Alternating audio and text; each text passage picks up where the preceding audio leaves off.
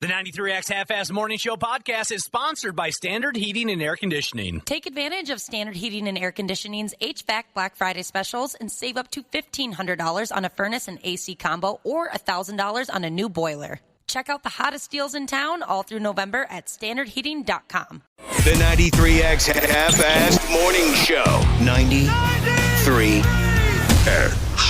We go on this date the other night. The first thing she says to me, no kiss, hello, no nothing. She just goes, well, I want to see how much money you can spend a night, mister. I took her to a strip club.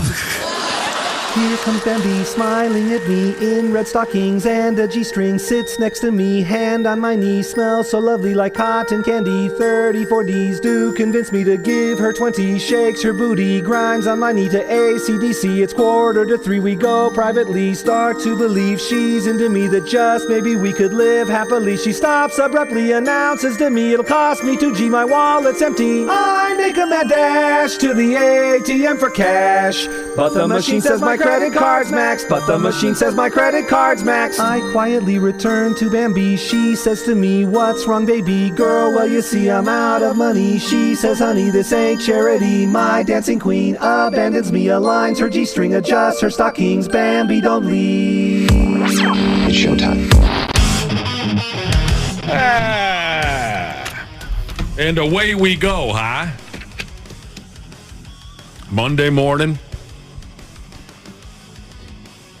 Welcome to our little radio show here, the 93X Half-Ass Morning Show. We certainly hope everyone's coming off a terrific weekend and you're feeling all right. Good to see you there, Cubby. Nice to see you as well. I see there's icicles hanging off of both of us this morning. It's ridiculous Cold in there? here. Oh my gosh, is it cold over there? Not that bad. No, it's Pretty not that bad standard today. in here. I tried to clap at a joke Nick told, and one of my fingers broke off. I don't know if they're trying to freeze us out or what the problem is, but we're wearing layers upon layers. Maybe it's building maintenance or something trying to get us into the holiday spirit. I don't know, but it feels like January in here. And speaking of the holiday spirit, here's the deal. No reason to keep important information from our beloved listening audience, especially when it's information on one of the longest-running events in the miserable history of this radio station. We have a date set for our Toys for Tatas holiday charity party. Again, this Christmas or holiday season or whatever you're supposed to call it, again, we're going to try and hook up as many kids in need as effing possible. And that's going to happen Friday morning, December 8th at Rick's Cabaret Gentlemen's Club in downtown Minneapolis. Toys for Tatas, 20 plus 23. I'm glad we're getting this information out there. We're getting a lot of questions, and I know they were bouncing between dates, so here we go. Yeah, Good it's to go. happening. Well, now, It will is. we be doing check-ins again? Dana, Ashley, you guys were there last year. I believe Yeah. that's the plan, yeah. That's the plan? I'd love to be there again. Cool. Yeah, it was fun right. last year. I want to be there as much as possible. I know, you love it. Especially you. It's such a great event. It's always packed. We can't thank folks enough. And there's some people that are there every year. We get some newbies, year after year as well. So, but Ashley, I think you enjoy it more than most. It's like a little kid going to Disneyland. You get very excited. It's awesome there. It's just a happy place to be. I have to agree. There's my home, and then there's Rick's Cabaret. Two places where I've always felt just 100% comfortable. Food's better at Rick's than it is at home. Probably right. Yeah. I'd say the eye candy is quite a bit better at Rick's as Yes, well. absolutely. There was a time when I spent more time at Rick's, really, than I spent at home. That's true. You were there at least a couple times a week for a long time. God dang. I love that place. I really do. And it's perfect for Toys for Tatas. That's been our spot for decades. I don't have any exact times yet in front of me, but in the past, they've cracked the doors open at 6 a.m. We'll be sure to give you all the important information as we get closer, but we're, coming up on a month away. There is info on 93x.com if you want to go check that out. Oh, there is? Yeah. Well, why the hell don't they pass that on to us? They did. It's in the email. Oh, email? Yeah. Well, I don't look at emails. 6 a.m. usually is when the doors get cracked open, and you can let her buck until you run out of steam. Show up with an unwrapped toy to donate to a child in need, and you get free cover, free buffet, and, of course, the ladies of Rick's Cabaret will act like they love you, that they are absolutely in love with you. They do for at least one morning. They are in love with you for one morning. Right. You're a charitable gentleman or lady. Now, we will not be broadcasting full-on live like Josh was just saying. Maybe we'll plant Ashley down there. Maybe we'll plant Dana down there. We'll be doing our regular show from here in the studio. And then as soon as 9 a.m. comes around and we can leave the building, we'll be running over there to raise hell with you. That's our current plan.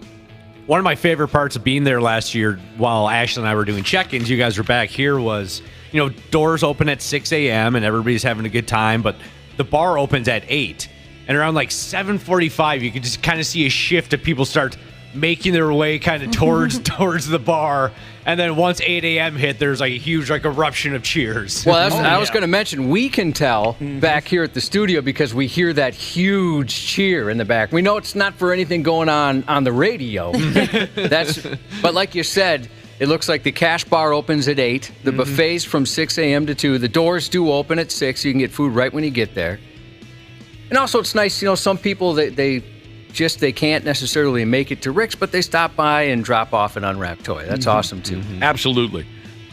What's really cool, there are plenty of things that are great about this event, but one thing that I've really liked to see develop over the decades of Toys for Tatas is you'll have an entire warehouse crew walk in together, because the boss has called work off for the day. That's the best. It's become a tradition amongst our listeners to show up, even, like I just said, even if it means no one in the office is coming in today. No one in the warehouse is coming in today. They're at Rick's. My favorite is when it's obvious. Like there's a bunch of guys in like high-vis.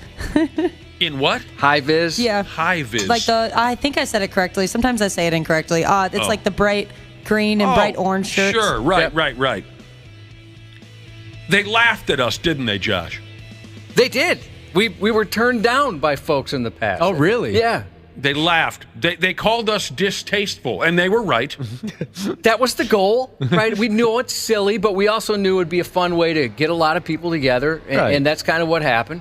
Yeah, so our toys weren't good enough. Well, I'm saying as if we owned them. The toys raised at this event weren't good enough for certain charities. Oh, because they were sullied because they came from a strip club? Right. That's right. Right. I don't even know what year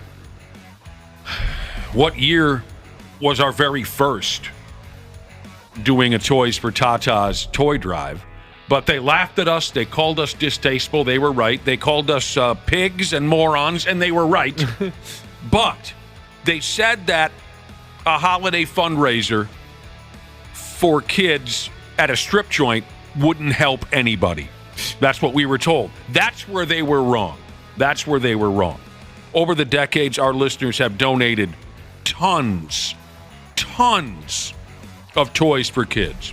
Yeah, last year we filled the entire bus. Well, yeah, I mean, there's been times where we started out with one charity, then we moved on to 2 and then 3, and we've had times where they just can't accept anymore. So we have to hang on and find 4 or 5 other ones. It's awesome. And that's thanks to you folks. Do all the toys have glitter on it? Yeah, but that's fun. Yeah, it's a little extra bonus. That is fun. That's festive. Do they smell like boobs? Sure. They do have a boob smell. Trying to think what boobs smell like. Skin. What a boob smell is. The kids don't care because a lot of them normally wouldn't be getting jack squat for Christmas. It is funny how the mindset back when we first started this was, well, that's wrong.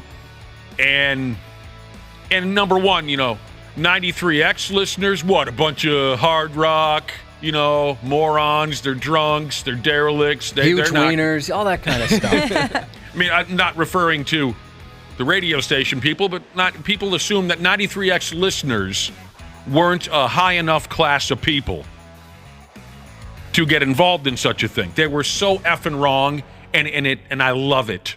I love looking back on the way we were talked to originally when this idea came to be. Well, if you remember, there were a couple of TV stations that had big drop-offs, right? And so they would, the van, would bring in these drop-offs, and they'd be turned away from the TV station. It was the oddest thing. A lot of those people don't work in media anymore. Double D She's has checked in and said, we get 2 volunteer days a year for work. She saved one just for Toys for Tatas. I love that.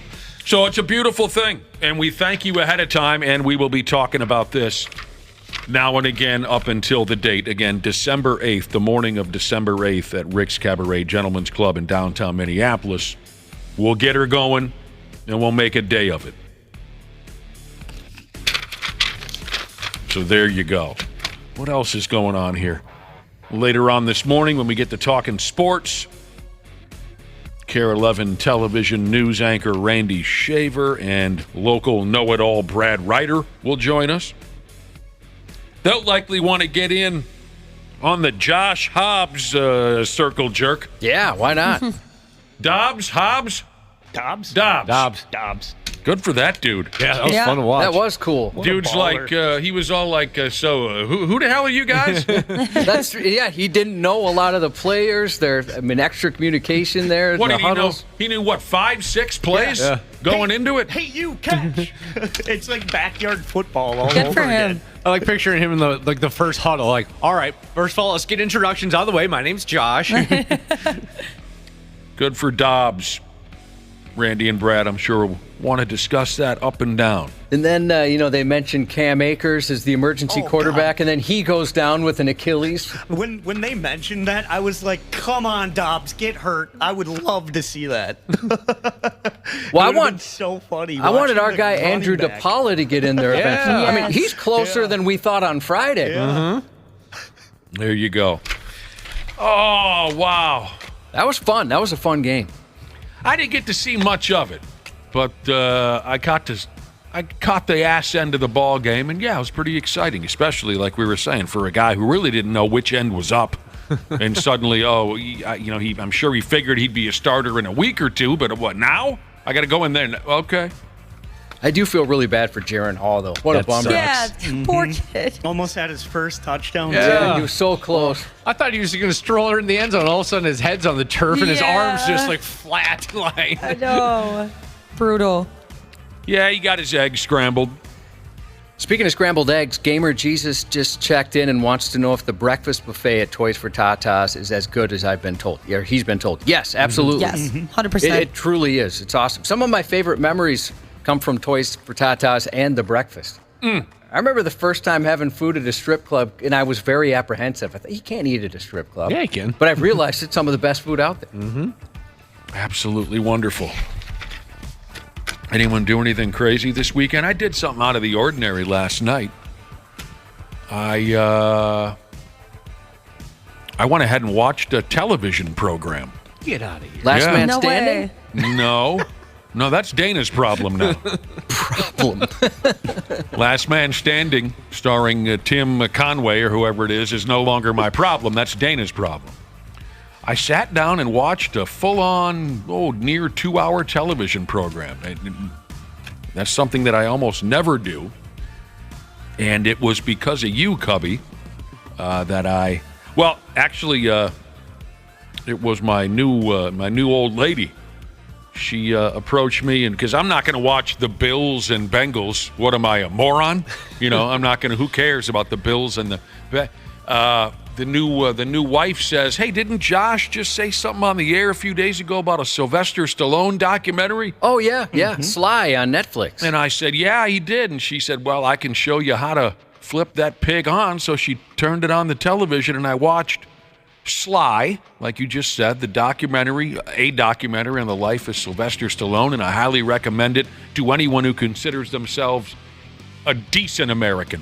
Yeah, I haven't watched it. I didn't get time this weekend, but that's on my list for sure. That's up next. Because he is one of the greatest living Americans, in my opinion. He's awesome. Absolutely. And I tuned it in, and I loved it. Good. I'm glad like I mentioned before, I like the one they did on Arnold Schwarzenegger, and Sly does make an appearance in that. I watched Sylvester Stallone's reality show. The Family Stallone. I never got around to that. It's very reality show, quote unquote, like a Kardashian. I mean, but it's Sylvester Stallone, so I'm gonna watch it. But I can't wait to watch this. I'm glad to hear you liked it. Oh, I mean, it's Sly. I could watch him make bologna sandwiches for 2 hours. You know what I mean? So, if you're a fan of his, like I am, like Josh is, maybe there's not a ton of information in there that you hadn't heard before, but there's still enough to keep you interested. I never knew that his dad was such a prick. Oh yeah, Jesus Christ, Man. His dad was a prick. Did the daughters make an appearance? A little bit. Hubba hubba, Not right? much. Yeah. Gorgeous ladies. Yep. But of course, Take after mom in that case.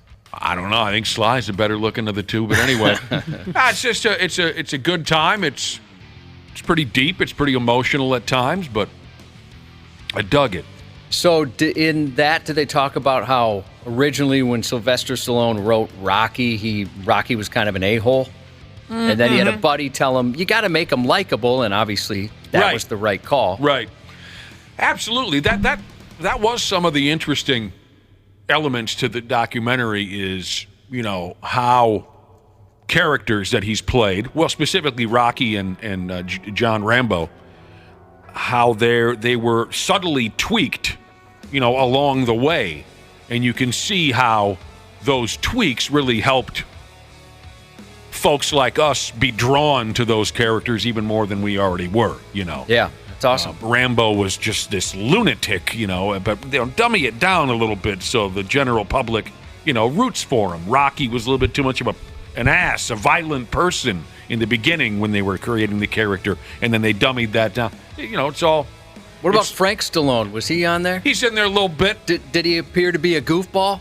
He's always been weird. Yeah, because they showed that side of him for sure in Family Stallone. Family Stallone. There wasn't too much Frank silliness in this documentary, but I certainly have enjoyed Frank Stallone's silliness over the years. Yeah, he seems like he's pretty funny. That television show that you and I watched, Wapple, with all the B-list celebrities commenting on funny videos. America's Dumbest. America's Dumbest. Oh, yeah. Frank Stallone's all over that, and he always has something very brutal to say. He's a funny guy.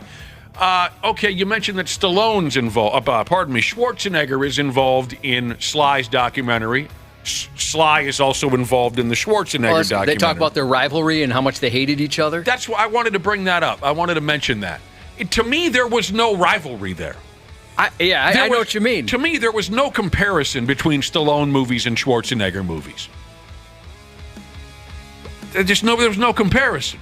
I never and ever, and this was our prime, right, in the 80s, right, you and I never thought, well, I'll watch a Schwarzenegger movie before I will a Stallone movie. Absolutely not. Maybe there were some people who had that thought in their head. But Schwarzenegger mentions it in the documentary. It was kind of me and him. We were kind of head to head. No, you weren't. Yeah, I never felt like, I can't be a Schwarzenegger fan because I love Stallone. It never felt that way. But, I kind of felt that way about Claude Van Damme and Steven Seagal. It seemed like those guys were, to me, more rivals. I was way more of a Seagal guy. So was I. Way more. I loved, what was his nickname? The Muscles from Brussels? Yeah. But I was more of a Seagal guy as well. I went running to the theater for the latest Seagal movies. I'll never forget when we watched Marked for Death. Oh, my God, it was a riot. We were just screaming in the theater. It was so ridiculous. He breaks guys' arms off and beats them to death with it. I thought, this is why I showed up. So anyway, try that out if you like. Sly. On the topic of shows, Wapple, did you watch Lawman Bass Reeves? No, it's on my list. I'm going to start it today. I thought we both were going to watch it last night. Together. I thought there was an agreement. Together, separately. Yeah, I had too much stuff going on You this guys weekend. had a blood oath to watch it together. Oh. That's too bad. What else went on? I shot a deer and found some kittens that I need to find a home for. These are not related? Yeah. No, they're not related. Okay. They Two happened on separate incidents? the same weekend, though. Same weekend. Have you ever shot a deer before? I don't remember you ever saying you've done any hunting. I've gotten a doe, but I've never gotten a buck. So I got a 10-point buck on Saturday night. So for a first buck, that's Was pretty it good. after dark? Nope, it was at 6:08. I'm kidding. So of course. I was right in that. Well, it was almost. I got close, so I got lucky. Well, maybe you shouldn't. Shout No, out to that's allowed. That's legal. Speaking of deer hunting, shout out to Adam. He tweeted us over the weekend, said, "I just shot a deer while streaming the Hams Rewind." So he's listening to the show on the podcast and shot a deer at the same time. That's awesome. Maybe that's what distracted the deer. What the hell is that? That's terrible. What are we listening to? Change the channel. But I found these 2 little baby kittens on the side of the road, and I was like, well, this is not a good place for them to be. And so I scooped them up, and I thought, I'm going to do a good thing. I'm going to bring them to the Humane Society. And they were like, nope, Something we tells won't me take there's going to be a those. dark ending to this No, story. no. They said, no, we won't take those. Okay. Why not? And so, I don't know, it's like appointment only. The shelters are really full, I guess, right now. That's what it says online and stuff. And so I called non-emergency hotline. He grabbed the kittens. It was all good. Who grabbed a kitten? The little, what are they called? There's a specific name for these kind of police officers. Cat eaters? Oh, for the Animal? animal Like, control? yeah, some type of version of that. And he asked me where I got them from, and I was like, oh, up north, but I had to drive down because there's not that many humane societies all the way up north. And he was like, I can't take them if you didn't find them in the city that I work in. God. And so now I have 2 kittens that I'm trying to find a home for because I'm not just going to, let them go again. Well, now you have 2 kitties. They're so cute, but they scratch. I forgot that kittens like to scratch you.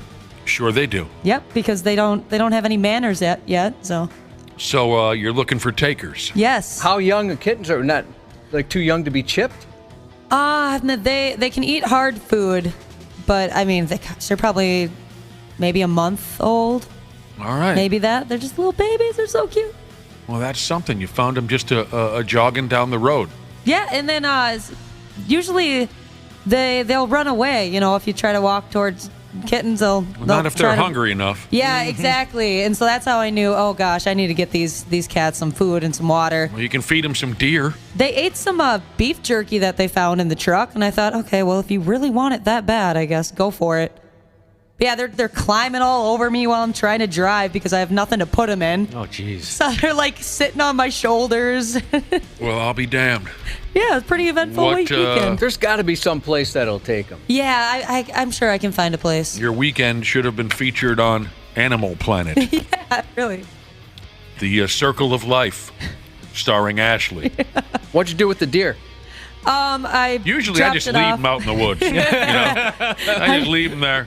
Actually, my dad has a bad rotator cuffs, and I didn't think about that, so I had to drag it out of the woods by myself. I don't. God. My shoulders are dead.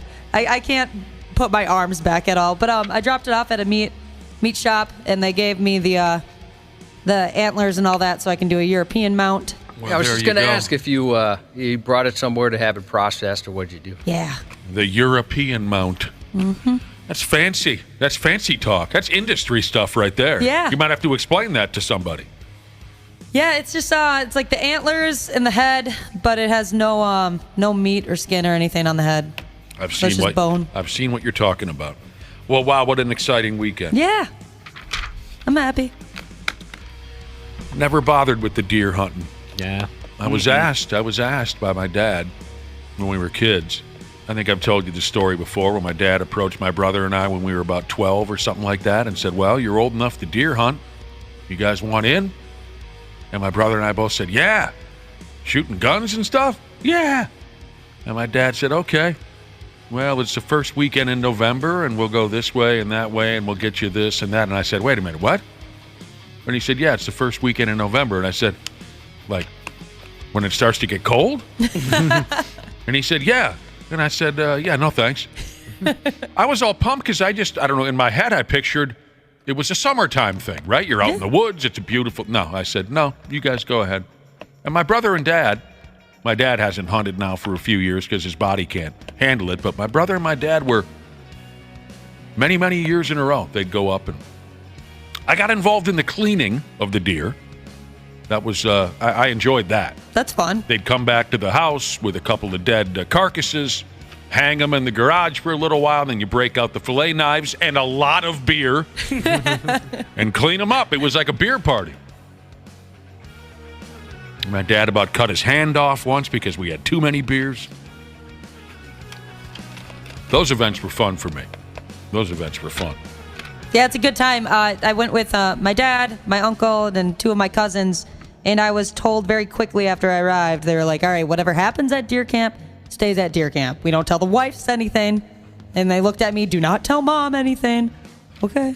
What can you say? Well, you've just spoiled that. You Yeah. told us all about... Yeah, that's true. No, the You told us about the European mount and no, everything. that stuff is safe. That stuff's safe. Of course. So there were things that you're going to be held to secrecy? Yep. Well, you did good. Thank you. It's wonderful. All right, here we go. Monday morning. Like I said, Shaver and Ryder will be joining us a little bit later. Oh, God, it's going to be a hell of a deal, and we appreciate you being there. And one more time, if you're just tuning in, our big announcement this morning, our Toys for Tatas toy drive will be December 8th. It's a Friday morning. Friday morning, December 8th, at Rick's Cabaret Gentlemen's Club in downtown Minneapolis. I know we're going to pack the joint again. I know we're going to have piles of toys for kids who could use a break come the holiday season. So thank you ahead of time for what you're probably already planning for December 8th. We'll be right back on the Half-Assed Morning Show. Half-Assed Morning Show. They're loud, they lose control, they do their little circus act, they're a nuisance. 93X. Did you know that Standard Heating has over 700 years of combined experience in the heating business? Now that's a lot of brain power. Hi, Corey here. As the call center manager at Standard, I'm proud to be able to work for a company that provides top solutions and experiences for our customers. Ashley, tell us more. Take advantage of Standard Heating and Air Conditioning's HVAC Black Friday specials and save up to $1,500 on a furnace and AC combo or $1,000 on a new boiler. Check out the hottest deals in town all through November at standardheating.com. Former Navy SEAL Sean Ryan shares real stories from real people from all walks of life on The Sean Ryan Show. Tennessee Congressman Tim Burchett. Where do the majority of UAP sightings happen? Yeah, military installations, but I couch that. I mean, if they're going to fly here and check something out, they're going to see where our best and brightest are, I would assume. They asked me about seeing any UFOs in Washington, D.C., and I said, no. I said, there's no intelligent life around here. The Sean Ryan Show on YouTube or wherever you listen. Stupid news on the Half-Assed Morning Show. Boy, oh boy. Some really sick maniacs make their way into our stupid news segment from time to time. They do. And I'm going to go ahead and call this one of the all-timers. Let's see what you think. Holler at me one way or the other. Just put him down. Put him down. Some people just need to be put down. An elementary school janitor out there in, where the hell was this again? New Jersey. An elementary school janitor out there in New Jersey. He's gotten himself arrested. Authorities say that he was intentionally contaminating the little kids' food with things like bleach and his own feces. Oh, can't get worse than that. Bleach and his own feces. Would you allow me to combine the two, Josh, and call it bleeces? Yeah, go ahead. And this lunatic also filmed himself while he did these things. Probably, I have no idea, but I'm guessing so he could pull one loose later while watching the video. I don't know. Show his buddies, maybe? Maybe. I don't think this guy's got any buddies. Oh, sometimes he would put his saliva in the kids' food. Yuck. Can't get worse than that. Sometimes he would put his saliva in the kids' food. Sometimes his urine in the food. Can't get worse than that. Please stop. And I told you about the poo. That's what he was doing. Deeply disturbed is how he was described here in the story, and I think that's fair. He's only a 25-year-old kid. And usually, I'd be envious of someone with a name like Giovanni Impellizzari. But cool. No, it isn't. This kid does not deserve our adulation. That's where I was going with that. Normally, I'd be envious of Giovanni Impellizzari. Not today. The school found out what this dude was doing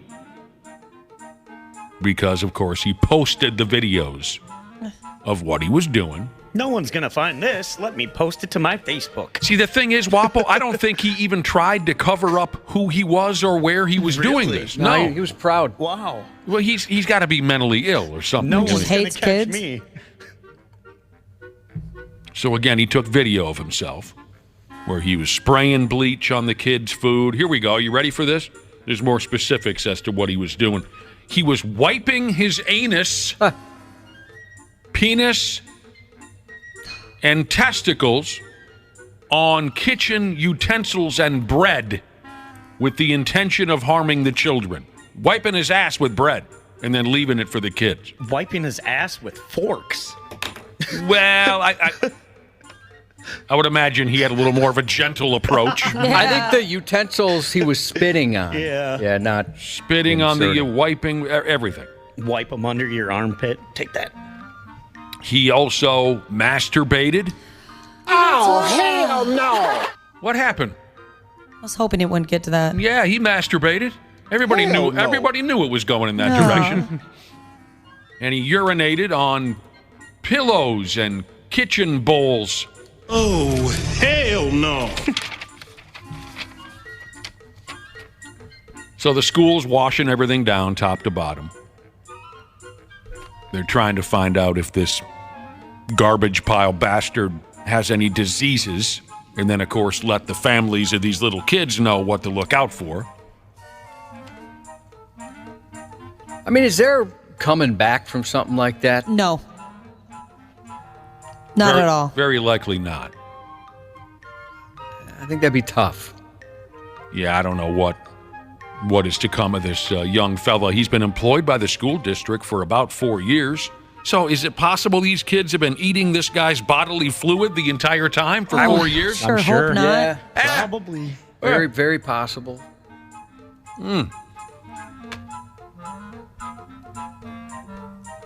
I'd still power through an Italian dunker. I'd take the risk. Oh, yeah. Gosh, Yum, those were good. But like you were saying, I don't know how you get another job beyond this.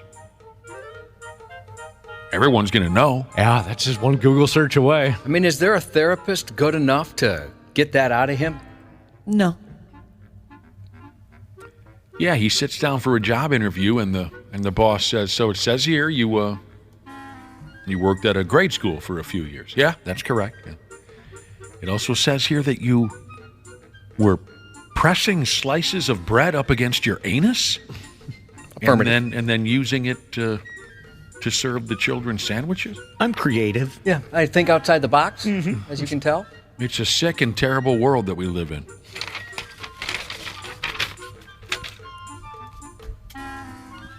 If you found out someone did that to your food, Nick, what would you do? Wow. How many rests would you need between the beatings? Yeah, I'd need some rest. But you know me, and you know where I stand physically these days. I'm a 52-year-old man. I ain't got the stamina I used to. You could probably get through 10 to 20 20-second rounds. 10 to 20 20-second rounds? Yeah, but you better be there with a spit bucket and a towel and... I'm in your corner. Some water. And some Vaseline or whatever. Yeah, I mean, I would want to give him a beating. There's no doubt about that. But I am going to need some rest in between rounds. I mean, that's my food. That's a sandwich. I love that stuff now. At least give me the option. Do I want the anal bread or the regular bread? Mm-hmm. Food is becoming more and more important to me as I get older, so the rage would be double what it was maybe 10, 15 years ago. I'm with you. That's my favorite social event. It's something based solely around food. Oh, yeah, absolutely. I never used to care much for food. Josh knows this. I never was much of an eater. I replaced it with beer. Now, as I get older, food's becoming more important to me. I remember this guy, the Gimp Man. We've talked about the Gimp Man before. Yep. It's okay if you don't remember. I'll help you out. The Gimp Man is a dude in a town, always out there in England. He dresses up in a supposedly scary gimp outfit. all black latex. Kind of reminds me of that character from Pulp Fiction. Yep. When they dragged the Gimp out of the Gimp box. Oh, that was creepy. I'm pretty sure me and Josh can relate. It reminds me of American Horror Story. It really freaks me out. Yeah. Dark. Yeah, I was like 23 years old when that stinking Pulp Fiction movie came out.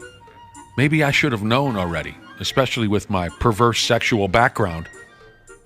Maybe I should have known that there was such a thing as a Gimp character, but I did not have any idea that that was a thing. So that scene in Pulp Fiction, I remember nudging my buddy saying, "What is this? What is that supposed to be?" I don't think I knew what a Gimp was at that time. That's a person that they keep it in a box? I was totally floored by that. I first saw the movie when I was like 11, and that kind of floored me a little bit. Yeah, I was 19, and I hadn't heard of a Gimp. I don't think. It's a good scene. Kind of changed my worldview on things. I love showing people that movie if they haven't seen it, and I'm like, all right, strap in. You got to be ready for this. I felt as if I was the only one who wasn't prepared for the Gimp character in Pulp Fiction. So anyway, here's this guy. He pulls on his scary Gimp outfit, and he crawls around the streets of this town in England in his Gimp costume. He sneaks up on people. He chases people. He jumps in front of cars because he's so scary, right? He's like a damn 7-year-old playing make-believe. But the gimmick has gone on for too long. He was pissing people off for years. Well, the deal is now the cops finally got a hold of this dork. And he's gone to court, and a judge has banned him from wearing a Gimp suit in public for the next 5 years. Yep, only 5 years. Gimp Man is finally going to have to grow up. I think he'll be back after those 5 years are up. Yeah, there's no quit with this Gimp Man. No. Well, we'll see about that. Gimp Man has a real name, Joshua Hunt. Oh, Christ, I think, Josh, you know his brother, Mike. Yeah, I'm familiar with Mike. That's my Wi-Fi name. Are you serious? Yeah. What's wrong with you? A lot. There's no doubt about that. The local cops say that Joshua Hunt has been linked to 25 separate incidents across this town over the past 5 years. Like I was saying, he just generally annoys the hell out of folks with his stupid costume. The cops use the words harassment, alarm, and distress when talking about Gimp Man. He chased women a lot. That, I think, was his favorite activity, was to scare a group of women coming out a local roadhouse. And he's in this rubber suit, and folks don't know what to do. Apparently, one time, Gimp Man was touching himself through the Gimp suit and dry humping a sidewalk. We just can't have this happening night after night in this little quiet town. Dry humping a sidewalk. There's got to be better options for dry humping. No kidding. And it was those types of activities that also landed Gimp Man on the neighborhood sex offenders list. It's a list you don't want to be on. Depends on the neighborhood. So if Gimp Man decides to make a comeback anytime in the next 5 years, he'll be taking his little act to prison, where I doubt this bit is going to scare anybody. But this is my favorite part of the story now. This is fun. You got to hang on till the very end. Listen closely. This is fun. When Joshua Hart was arrested, he wasn't in character at the time. He said to the cops, "I am not a gimp. I do not own a gimp suit. I am not in a gimp suit. I am not dangerous. I am a normal person. Obviously. I do have a few problems." I love the way that wrapped up. Yeah.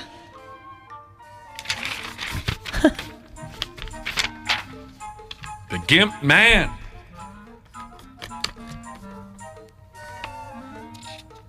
Anyone have any type of a character from your hometown that was kind of a wanderer? Everybody knew not to mess with them. Mm-hmm. I've mentioned her before, Crazy Mary in South Minneapolis. Oh, but I thought she was fairly friendly. Well, I wouldn't say friendly, but if you're talking about a crazy character who everybody knew not to mess with, that fits the bill. Mm-hmm. Yeah, we had a guy, Mike on the bike, in Egan growing up. Yeah, we had Antenna Man. He had a 3-wheel bike, and he would always have a CB radio with him. And he'd be Sweet. he'd be talking to truckers. That's and like the stuff. coolest guy in town. Yeah. what? Why did they elect him mayor? We had Frenchie in my hometown. Frenchie. He was an older character who just wandered the streets. And in the end, well, not in the end, but I found out when I was a kid that my dad was friends with Frenchie's son, okay? And I approached my dad once as a young kid, and I said, so you know Frenchie's son. Is there anything we can do for him? Why don't you try to help him? And my dad said, well, Frenchie's son has told everyone, because he's been approached many times, hey, can we help your dad? Your dad just walks the streets all day. And Frenchie's son said, don't offer him jack squat. He's a prick. He chose this life. He doesn't want any help, and if you offer him help, he reacts terribly. So, no. My dad said, do not approach him and try to help him. Well, we still did one night, and it wasn't good. Frenchie was sitting at the McDonald's, and he had nothing to eat. And so we went and bought him a cheeseburger and fries and put it in front of him, and he said, get out of here, you little bastards, I'll choke you to death. Aww. And we said, okay, sorry. Just trying to help the guy out? Yeah. I said to my buddies, my dad told us this would happen. God dang it. But you could count on seeing Frenchie every damn day. Did he ever bend over and show you his gear? Oh, God. Crazy Mary used to do that. No, he never showed us anything. Is that one of those, where it's got the old lady who's bending over in the yard? Is that one of those? Nope, that's real. That's real. Yeah, you can see everything. Everything. You had the antenna guy? Yeah. You had a bicycle with a big antenna, and he listened to his radio? Yeah, it was either Antenna Man or Radio Guy. I couldn't remember what we called him. And who was the other guy, Dana? Mike on a bike in Egan. Mike on a bike. A couple people from Egan are texting in saying they hadn't thought about Mike and a bike in years, and it's a real thing. A few people are texting in about one I just heard about on Halloween. In St. Paul, they got Little Susie. Yes, yep, that's a big one. So, yeah, I had never heard. My stepson was telling me about her, and I texted a couple cops that are in St. Paul, like, hey, have you ever heard of this person? They're like, oh, yeah, everybody's heard of that person. Yeah. She's a staple. That was new to me. Then later in life, when we got into our teens and 20s, there was a guy who, it was just an attention thing, I guess. He didn't last very long. But every Saturday morning, we used to go to the same joint for breakfast. And whenever we came out, there would be the guy with the 2-story tall bicycle. Cool. You ever seen one of these guys? Yeah, I see him in the morning. On the way here? Yeah. He rides around in the morning sometimes, and then right after the show, he's got one of those 2-story bikes like Nick's talking about. Unbelievable. Yeah, this is, 25 years ago. And so we would walk out of breakfast, and every morning he'd be just riding his 2-story tall bicycle around the parking lot. And he never said anything. But he obviously wanted us to notice his 2-story bicycle, and I think deep down he wanted us to ask him about it. But we never, okay, so what? You got a 2-story? So it was like 6 months of this, right? Every Saturday morning, he'd just be kind of watching us. And do you guys see this? He'd never say a word. And finally, one morning when we walked out, one of my buddies said, okay, we get it. You've got an oversized bicycle. Congratulations. I think it's pretty cool. Apparently in Lakeville, there's someone called Stick Man. Getting a lot of texts on Stick Man. Oh, Not interesting. familiar with Stick Man. Yeah, I want to know what Stick Man's story is. And there's a St. Cloud Superman? Yeah, that guy ended up being a perv. Oh, no good. No. But, if you want to tell us a story about your 2-story bicycle, ride up and tell us about it. Don't just creepily circle us as we're leaving the damn cafe. Well, maybe he wants you to ask. We didn't. What? He's begging for you to ask about it. For God's sake, it was 6 months. We didn't say a word. Take a hint. And there was a guy with the parrot on his shoulder, but we don't need to go on and on about. There was another guy with a parrot on his shoulder. Well, shoot, walk around one of the Minneapolis lakes, you'll see someone walking a tarantula, an iguana, or whatever. You'll see all that stuff. This dude would not leave us alone. He'd just walk around town with a parrot on his shoulder. Okay, you've got a parrot on your shoulder. We see it. This is odd. This is odd right here, I guess you could say. A county lawmaker out in New York is accused of slashing the tire of a truck parked outside a bar. I don't know why the hell a grown man would go ahead and... The lawmaker dude's name is William Collins Sr.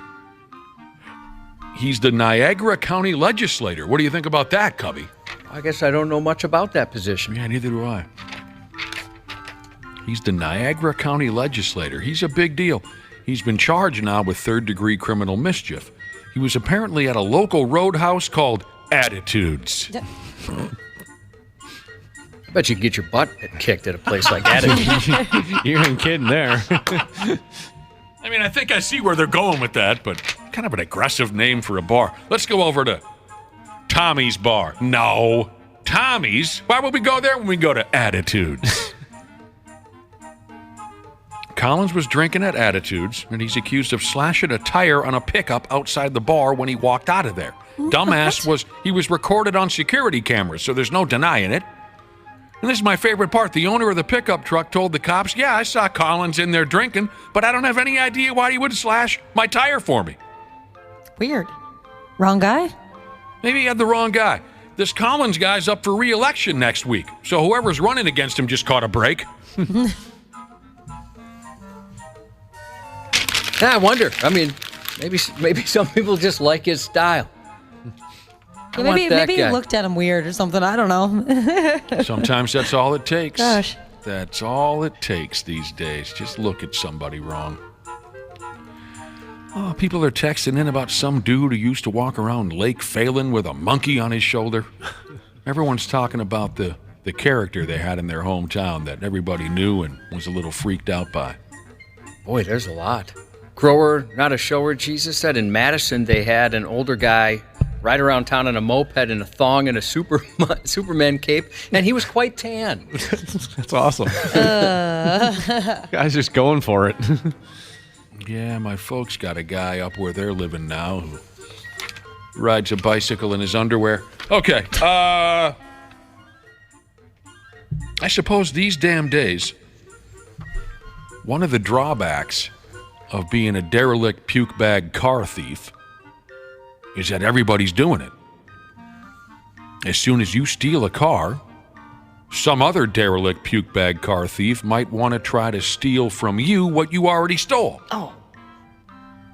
At least are you okay, Wappa? What happened over there? Yeah, that would suck. It sounded like you stapled your finger or something. See, and then my luck is I would steal the car, I'd get arrested or something, and then someone else steals it. So I would still get in trouble, but not have the stolen vehicle. Yeah, you did all the real work. Mm-hmm. That's the story one car thief is spinning here.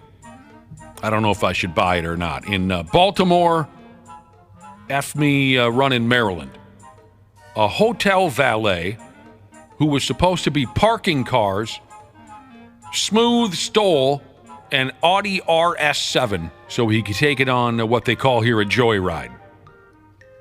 The Jag, is that a fancy car? Oh, yeah. Mm-hmm. Starting at like $130,000. Yep. I don't know the RS. Audi. This Jag-off valet claims that the car was then stolen from him while he was hanging out with other scumbags in a parking lot. And then cops found this Audi completely effing destroyed later on that night. That sucks. Completely destroyed. So the story says here, some poor bastard by the name of Brian Eller, he's the owner of the Audi. He was out on a date with some hot mama. And he went ahead with the valet parking bit at that hotel. And why wouldn't he? We all love that gimmick. Parking sucks. And valet parking, Josh knows this, never fails to impress the hot mamas. Oh, you're a high roller. Mm-hmm. So Brian Eller is his name, the Audi owner. He leaves the keys with Dinkus. And the dude drives away in his car once nobody was looking. Jordan Richardson is the name of the valet car thief prick. Now, he said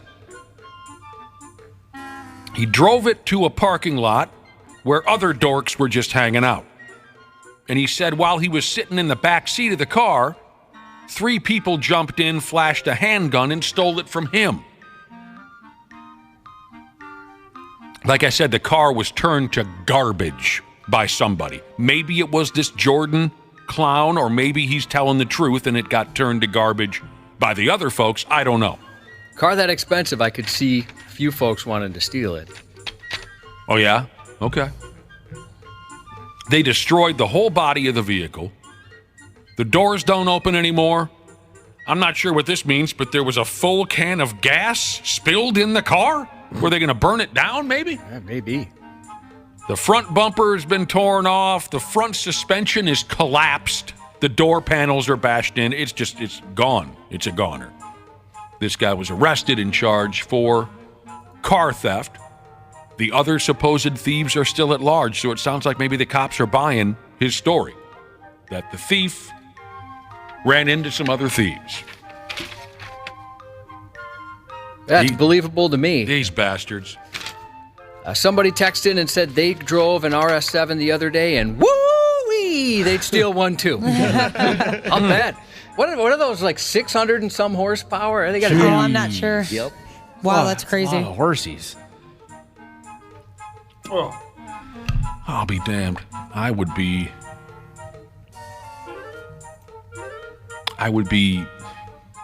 so furious that I think I would be beyond repair if somebody stole my car and just turned it to garbage like that.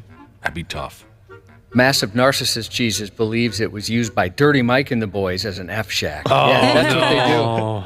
Probably. They have that reputation, don't they? Mm-hmm. Here's a video you might want to have a look at up on 90. Oh, I assume it's up on 93x.com. Ashley, the Peruvian Halloween drug bust. Yes. The Peruvian Halloween drug bust. And I thought maybe we saw something similar to this last Halloween, but that could be the liquor talking. Cops in Peru used the cover of Halloween to make a drug bust. They got into costume, these cops. One of them dressed up as stupid Freddy Krueger. One of them dressed up as Jason from Friday the 13th, and another went as a character called Tiffany, who was apparently the bride of stupid Chucky the Killer Doll. Oh, yeah, that's a cute costume. Now, what I don't understand, it's not explained here in the story, but I guess the idea here was that if they dressed in their regular cop outfits or in regular street clothes, somehow they wouldn't have been able to pull this off? Well, if people would get out of there, right? Yeah, because they were probably trick-or-treating. And then they walk up to the door, trick-or-treat. Well, yeah, but they're busted. That's the part that I don't get is they're obviously adults. You see what I'm saying? Yeah. Yeah, that's a good point. So I just saw them walking around the street. Yeah. They look like trick-or-treaters, sure, but they're obviously adults.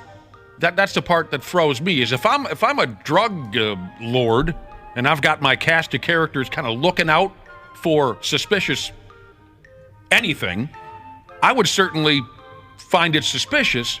3 grown folks. You know, one of the guy who was Freddy Krueger looks like he's like 6'5" and 280 pounds a month. I might say, oh, Christ, this is shady, but apparently they didn't see it coming. Here comes these 3 adults in Halloween costumes to the door of this drug den. But anyway, they were able to burst into this drug den. And they seized cocaine and cash and arrested 2 suspected members of something called the Clan Balboa Gang. So they did good things. Good things.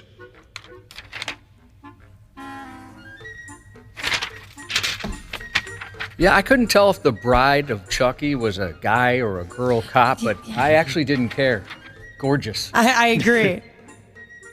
Yeah, they made that work. They did, by damn.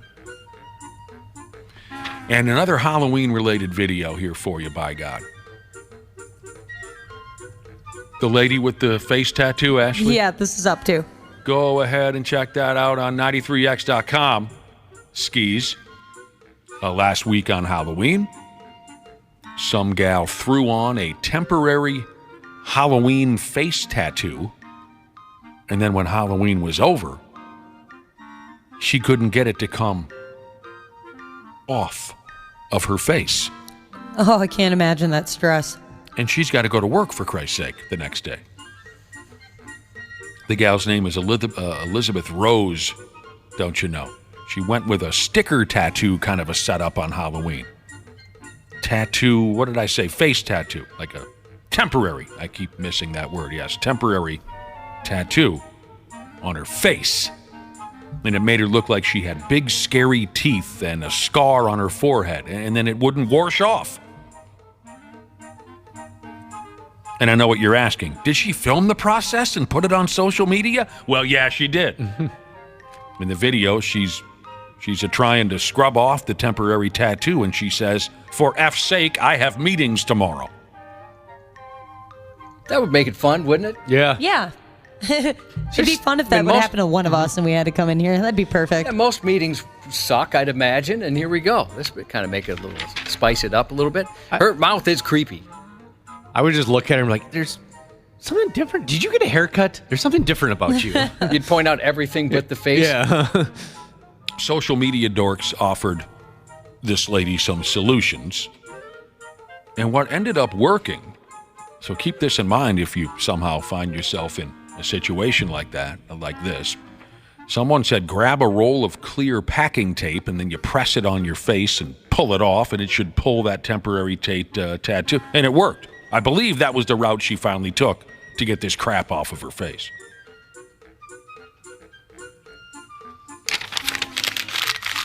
Yeah, it'd be embarrassing. I'd feel like kind of a dumbass, I think. Definitely. It kind of reminds me of those days when we were young drinkers when, you had to decorate the guy who passed out. Yeah. God, we had some great times with that. We really did. And my favorite was the one time where the guy never checked himself out in the mirror in the morning and he took off for his part-time job, still decorated from the night before and didn't know it. That was so good. We just completely... We weren't feeling very creative that night.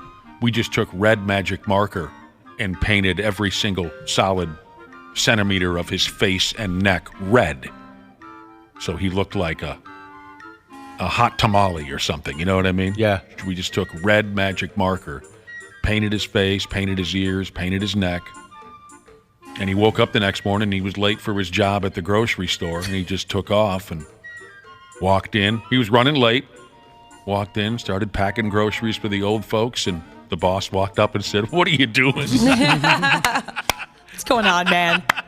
And of course, he thought the boss was referring to him being 20 minutes late. And he says, "Yeah, sorry, I overslept. It won't happen again." And the boss said, "No, you go look at the look in the mirror, you friggin' moron." God dang, we never got that lucky twice. We always like drawing on people's backs when they passed out because they might not notice it for a couple days, and then once they do, it's unless they have a back brush, it's kind of hard to actually scrub it off. Yep. Oh, yeah, that would suck. I would never notice if you did anything to my back. Yeah. Ever. Yeah, I never. Yeah, when do you look at your back that much, You'd need someone to get in the shower with you. I guess. Right? Scrub that down. Sports on the 93X Half-Assed Morning Show. Just took it one play at a time. I had a great support cast. Defense was balling all day. I spent 5 years watching guys play across the league and just waiting for my opportunity. And I said, whenever I get it, I'm just going to go out, put my best foot forward every single time. Joshua Dobbs rallies Minnesota. What a win for the Vikings. That's 4 in a row. Don't know if I've been a part of one like that. I'll quite honestly remember this one for a really long time. Very proud of the way he came in and battled. And there's a lot we can build off of. He pretty much got thrown in the fire, but he's a veteran, and as y'all can see, he did his thing. Plays breaking down, he using his legs, scrambling all over the place, and just delivering good balls under pressure. Obviously, we knew he was going to come in and do his thing. Been here for 2 days out there, competing. So just to have that as a quarterback, the leadership to come out there and do that, it's a positive for this team. Josh came in prepared. He came in willing to stay the extra after me and stay on the field, and he prepared like he was going to be playing. And look what happened. You know what I'm saying? Today was special, bro. 2-minute drive like that, a guy that's still living in a hotel. You know what I mean? Just really special. Is it Joshua or is it Josh? I've heard both. It's both. Mm-hmm. Yeah, I've heard people refer to him as both. What about when you were a little kid? Did your family ever call you Joshua? Yeah, for a while. And my mom tells me I came home in maybe second grade. I was very upset and said, "No more Joshua, call me Josh." See, I think he kind of set the record straight, too, after the game, because he sent out like a tweet, and he said, "Hey, Minnesota, this is Josh Dobbs." And he referred to himself as Josh Dobbs. Okay, well, then I'm calling him Joshua. That's a cute story that you came home and said, enough of this Joshua crap. Yeah, that is adorable. My nickname was Fwafwa because my little brother couldn't say Joshua, so he called me Fwafwa. So That's that funny. was another thing. I like That's that. even cuter. That's the most adorable thing I've heard all day long. I remember once when I was about that same age. Maybe I was a little older, Josh. Total dick move on my part. My dad always called me Buddy or Bud. What's going on, Buddy? Hey, Bud. I didn't like that. So I came home from school one day. He's like, how was school, buddy? I said, enough of the buddy stuff. I'm not your buddy, all right? I flipped out. I still feel bad about it this day. It was totally uncalled for. For whatever reason, I was tired of being called Bud and Buddy. So I snapped at my completely innocent father, who was just trying to bond with me. Yeah. I'm not your buddy guy. This Dobbs guy, this Dobbs kid, he got her done. He didn't know anybody. He's the new guy. He didn't know if the coach's name is O'Connell or O'Connor. Well, I think that's you. Went and got it done. If he didn't know the play, he ran like hell, and the Vikings beat the Atlanta Falcons. We can get into this in great detail in about a half hour. They lost another player. What's with the Achilles health on this ball Seriously. club? What are they eating over there? What are they not eating where their Achilles tendons are like paper mache? Cam Akers, a running back, it sounds like his Achilles gave way on him. And the emergency quarterback, Cam Akers. Oh, right. Because I even forgot. What's his nuts? Joshua Dobbs. He wasn't supposed to play. It was that other kid, and then he got his eggs scrambled, and then here comes Dobbs, and now they lose Akers. Tonight, Monday Night Football, oh, God, the Chargers and the Jets. You tell me you can't get enough of that. The Timberwolves play tonight. So does Golden Gopher basketball. Brad Ryder and Randy Shaver will be here in a half hour. Joshua, my pal over here, Schwa, what was it again? Fwafwa? Fwafwa. He's next. Half-assed morning show. They're loud, they lose control, they do their little circus act, they're a nuisance. 93X. Did you know that Standard Heating has over 700 years of combined experience in the heating business? Now that's a lot of brain power. Hi, Corey here. As the call center manager at Standard, I'm proud to be able to work for a company that provides top solutions and experiences for our customers. Ashley, tell us more. Take advantage of Standard Heating and Air Conditioning's HVAC Black Friday specials and save up to $1,500 on a furnace and AC combo or $1,000 on a new boiler. Check out the hottest deals in town all through November at standardheating.com. Get an inside look at Hollywood with Michael Rosenbaum. Let's get into the fascinating, wonderful Bonnie Wright. Oh, yeah. Ray Fiennes was the most chilling actor to work around. He wasn't funny and making jokes. No. A little bit, but in, like, Voldemort way. Did you feel like he got very little direction? They let him do what he was just doing? I'm sure he was probably the type of actor that would go kind of quietly and speak to the director rather than kind What of am I doing space. wrong? What do you want me to do? Inside of You with Michael Rosenbaum. Wherever you listen. Half-assed morning show. 93X. Other than maybe some suspicious vehicles outside the plant, we've never had an issue at Duke Power in my 37 years as far as inside with an intruder. I, as sheriff, feel very confident in the security that Duke Power has in place. An Arkansas man's been arrested for trying to crash through the exit gates of a South Carolina nuclear plant. Oh, boy. What the hell are you going to do in there? An arrest warrant says 66-year-old Doyle Weisenhunt accelerated his vehicle toward a Duke Energy security officer while on the ground of the nuclear station and caused damage to the gates and fencing by hitting them with his vehicle. The incident happened about an hour after security asked the same car to leave when it tried to enter. The driver backed up and tried to drive down a dirt road as security attempted to block him in. The driver tried to hit the guards, then drove through a fence and off the property. Luckily, none of the security staff was injured. The plant, with 3 nuclear reactors, is one of the nation's largest and can power more than 1.9 million homes since beginning operation in 1973. The sheriff's office at Weisenhunt also was charged in a separate incident with 1 count of hit and run after he was involved in a crash with another vehicle and failed to remain on the scene. Dude's name is Doyle Weisenhunt. I'm going to have a hard time getting past that one. Sorry I blew up. A man was arrested after he punched a state trooper in the face on Interstate 94 Friday night in Minneapolis. God. The patrol said the trooper pulled over to check on a person standing next to a stalled vehicle on the interstate, eastbound side of 3rd Avenue near downtown. While he was performing that check, the 35-year-old was a passenger of the car and was showing signs of impairment. The state patrol said the man eventually got back into the vehicle, but then punched the trooper in the face. The patrol said it's investigating. That sucks. Our trooper, Lieutenant Gordon Shank, will join us Wednesday morning, right around 8:30 a.m. He's going to break up with us. Yeah. Sad. They've got Taking a new us to Shank in Chili's. town. He is taking us to Chili's, but it'll be good to see him. Authorities say a man was impersonating a police officer in the southern Minnesota city of Waseca on Saturday morning.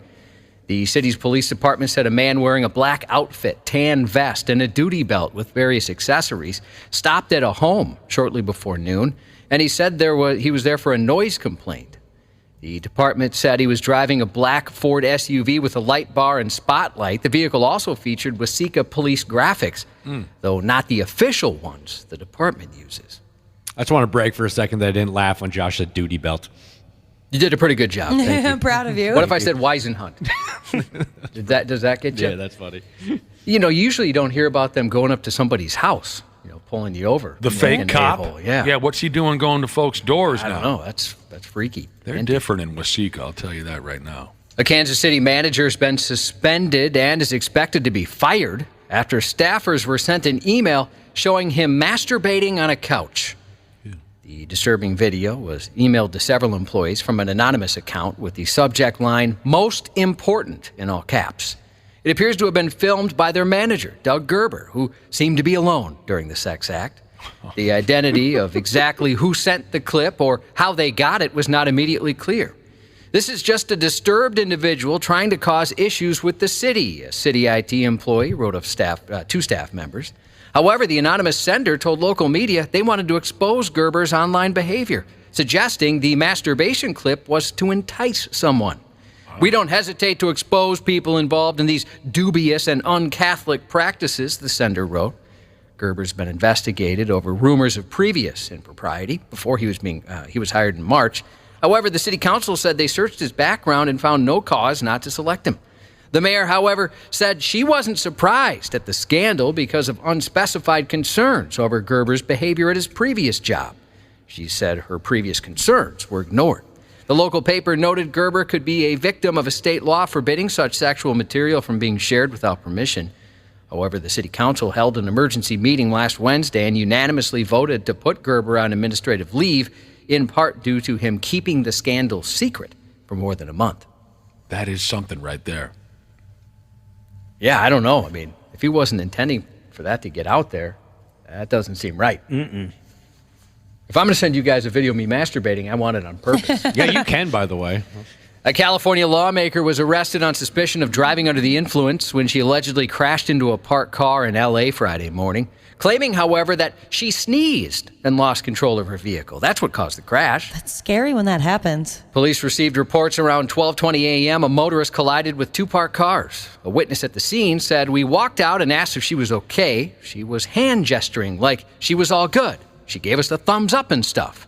But they could tell she was drunk." You could see her Audi was in the middle of the street and airbags deployed. As soon as she got out of the car and started talking to us, it was really clear to me as a non-expert that she was intoxicated, could smell alcohol, she was slurring her speech. The 43-year-old lawmaker seemingly lost her balance as officers helped prevent her from falling over during the field sobriety test. As she spoke with officers, she claimed she sneezed and crashed. I'm sorry, I sneezed and I lost track of the vehicle. Later on, she registered a blood alcohol count of more than double the legal limit. That might have assisted the sneeze in the crash. In a statement released after her arrest, she apologized and said, "As a public servant, I'm aware that I must adhere to a higher standard that demands personal accountability for my conduct, and I accept responsibility for my actions." The 43-year-old was booked at around 4 a.m. on suspicion of driving under the influence and being involved in a traffic collision while intoxicated. A New Zealand man was charged with aggravated burglary after he walked free from his trial. But the victim, who was allegedly hit in the head with a hammer during the burglary, was sent to jail for calling the lawyer an F-wit. Things got heated at a trial in Christchurch District Court when burglary victim Hamish Lucas began swearing while being questioned. They got even more tense during cross-examination when he was asked about the defendant, Marcus Bourne, having slept with Lucas's girlfriend. The father of three responded by picking up a water jug and throwing water on Bourne before being forcefully removed. The drama played out while Bourne was on trial facing charges of aggravated burglary.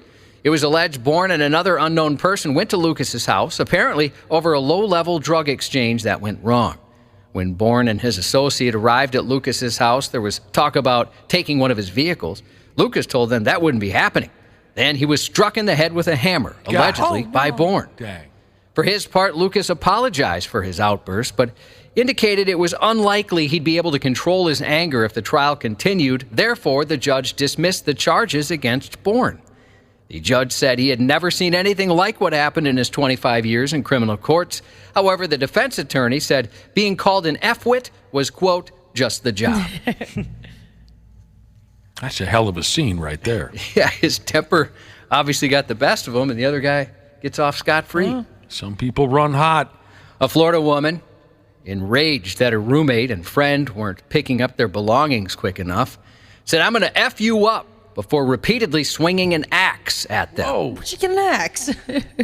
The victims told police that apparently she'd been living with 52-year-old Andrea Cabrera for about 4 or 5 days only before Cabrera asked her to leave, as the arrangement, quote, wasn't working out. The victim asked her friend for help to collect her belongings, but while packing up, the victim said Cabrera became verbally abusive, aggressively bumped her shoulder into hers, and then went into her bedroom, continuing to verbally assault them both. The male friend who was helping collect the victim's belongings told authorities Cabrera was becoming more and more agitated, telling them to hurry up. At that moment, he realized she was holding an axe right before she swung it and hit the wall beside his head. She then told them to chop, chop, and hurry up. That's a smart-ass comment right there. Yeah, it's like right out of a movie. Cabrera advised that she thought they could have packed their belongings quicker and they needed to work harder. Police say she already has 2 prior convictions for battery. Yeah, she's a live one. That's another one with a temper. 7 children in the UK destroyed a couple's home using chainsaws, axes, and sledgehammers to smash their antiques and even ruin the victim's wedding dress. The group took the tools from the owner's garage and embarked on a month-long vandalism spree in May last year, causing $371,000 in damages to the property while the homeowners were vacationing. The youths, aged as young as 11 years old, destroyed paintings, a stained glass window, a chandelier, and a grandfather clock. They sprayed bleach, paint, and ketchup throughout the house. Water flooded the bathroom after taps were ripped off, and the group had fashioned a slip and slide on the floor. Mahogany windowsills carved into, graffiti left on the walls. Police said the children had also used the couple's tools to chop down a palm tree and attempted to set a riding lawnmower on fire. Jeez. Speaking to the teens in court, the judge said, "Your behavior has been appalling and an absolute disgrace to all of you." These 7 youths, who were between the ages of 11 and 15 at the time, admitted in court they'd caused criminal damage to the property and expressed regret and remorse for their actions. The father of one of the kids said he was devastated by what they had done and said he was totally shocked when police showed him photos of the damage. Sure. But he said the kids may have targeted the house because they believe it's haunted. Legend in the area has it that the ghost of a dead woman resides in the property. What the hell is going on in this neighborhood? Because that would make sense. Like, oh, this house is haunted, so let's destroy it because... Let's piss off the ghost? Yeah. Like, come on now. A Pennsylvania man is facing charges after police say he forced his way into homes during drug-induced hallucinations. 37-year-old Joshua Dillon allegedly consumed a 1/4 ounce of psychedelic mushrooms and then forced his way into 2 homes before attempting to force his way into a 3rd. According to police, he believed he'd been shot and was in danger of someone shooting him again. In one of the homes he pushed his way into, he allegedly grabbed a handgun off a coffee table and pointed it at a wall, yelling, "They," quote-unquote, for trying to shoot him. Oh, man. The resident was able to get the gun away from him without incident, but then Dillon grabbed a TV and pushed it to the ground. According to police, he went on to dump a CD rack, throw a lamp, break a handle off a cast iron skillet, damage stove burners, and rub frozen meat on his chest and genitals after removing it from the freezer, all while leaving a trail of blood. When police arrived on scene, they found Dillon outside the home acting distraught and frantic, yelling, "Help me, I'm shot." A responding trooper said that upon examination, he wasn't shot, but he did have a bloody nose. I'll tell you, psychedelic mushrooms have changed. Yeah, I guess. Yeah. Never tried something like that, but he sure seemed to believe he'd been shot. And good for that sumbitch for still having a CD rack. I was wondering if I'd have to explain that to Ashley. No, I know what that is. You're familiar with it? Yep. I just recently finally put away my CD rack, Cubby. I thought you kept them all in those zipper books. Yeah, I've got so many. I've got 2 zipper books full of compact discs, but then I had some empty cupboards down in the basement. I just filled those cupboards with my compact discs, and I threw away my CD rack. A Tennessee man accused of breaking into someone's home inadvertently made it an easy arrest for the cops. The dummy left behind an arrest warrant with his name on it. A man told police he was outside his home when 37-year-old Morica Walls approached him and claimed to be selling candy for St. Jude. The man was suspicious of Walls and told him to come back the next day. Moments later, the man's neighbor left his house. When the neighbor returned, he found his home had been burglarized and several electronics missing. Then he noted an envelope was left in the doorway. That envelope reportedly contained mail addressed to Walls along with a copy of an arrest warrant with his name on it. Sucks. I like it when they make it easy for the cops. Yeah. A Missouri man faces a felony assault charge after he allegedly threatened a shopper and a police officer Wednesday. The victim told police he was standing in line at a Dollar General when 61-year-old Anthony Gibney allegedly tried to provoke him. An employee told Gibney that he needed to leave this due to him being drunk and belligerent. The victim stated that the man was going to grab a knife from his backpack outside and stab him. That's what he was told. Then he left the store, came back with a sharp object, and made stabbing gestures toward the victim. A responding officer said Gibney continued to yell and failed to comply with their instructions. He was eventually taken into custody, and he told the officer he was going to kick him in the jaw so his mother wouldn't recognize him. I'll be damned. Then he allegedly feigned a kick to the officer's head. He also threatened to hump both the officer and the officer's mother. That's something right there. You don't talk that way. No, it's rude. Also in Missouri, a man was arrested after he pulled a gun and threatened a sandwich shop employee about his order being wrong. 29-year-old James Demetrius Jackson IV, sweet name, walked into Penn Station, angry about his order being incorrect. While he argued with employees, he pulled a gun and threatened to shoot a 16-year-old employee. The victim told police Jackson pointed the gun at him, threatened to shoot him, and said he'd be back when the victim got off work. It just baffles me every time I hear something like that, a customer said. And that's crazy. You can't even come to work and be safe. We need to learn how to control ourselves and not let our emotions get the best of us. In police work, you see a lot of crazy things. Lieutenant Blake Kerrigan with the St. Anne Police Department at the end of that clip there. Jackson admitted to police he pulled his gun, but claimed the employees were, quote, laughing and talking crazy about him. Yeah, I think they're right. You guys are talking crazy. Hey, are you laughing at me? Oh, man. No, laughing with you. We had the great pleasure of announcing earlier this morning Toys for Tatas. Friday, December 8th, Rick's Cabaret in downtown Minneapolis. It's back for another year. Dana and Ashley will be broadcasting live. The rest of us go after the show. Doors open at 6 a.m. There's free cover and breakfast buffet with your unwrapped toy donation. We are so thankful for all the support over the years and really looking forward to this event. Again, Friday, December 8th. Oscar winner Emma Stone, 35. Rebecca Romaine, 51. Get out of here. Oh, my goodness. Ethan Hawke, 53. Get well soon to John, a.k.a. Live, Ride, Explore Jesus. He was in a motorcycle accident over the weekend. So we send our best wishes from both the gang here at 93X and Phoenix Jesus, who let us know. We're all thinking of you. We welcome Savannah to the sisterhood, born at 4:40 a.m. to Mom and Dad, Paul and Leanne. Happy third anniversary to Sexier Than Any Other Jesus from Orgasm Donor Jesus. Happy belated birthday to Wally, who turned the big 02 last week from Runs in the Dark Jesus. Happy belated birthday to JJ Goes Bananas Jesus, who turned 10 Saturday. And happy birthday to Hot Byron Mama Jesus from your turtle face favorite brother, Hardwater Hooligan Jesus. And that's 93X News. Care 11's Randy Shaver. It was the hardest wood I had ever touched. On the Half-Assed Morning Show. What's up, Skull Nation? I want to introduce myself. I'm Josh Dobbs. Dobbs has it. He's throwing. And held on to Madison for the touchdown Vikings. Dobbs is going to try and outrun the defender, and he gets another first down. Dobbs has a touchdown for the Vikings. He kept it himself. Dobbs, the throw is caught. What a catch by Tristan Jackson. And we're tied. Dobbs on fourth down. The pressure's coming. He gets away for the moment, but look out from behind. He's going to get the first down. He's going to get more than that. 3rd and 4. Time. Catch. Brandon Powell Touchdown Vikings, and they have the lead. Joshua Dobbs, 5th team in a calendar year, acquired this week.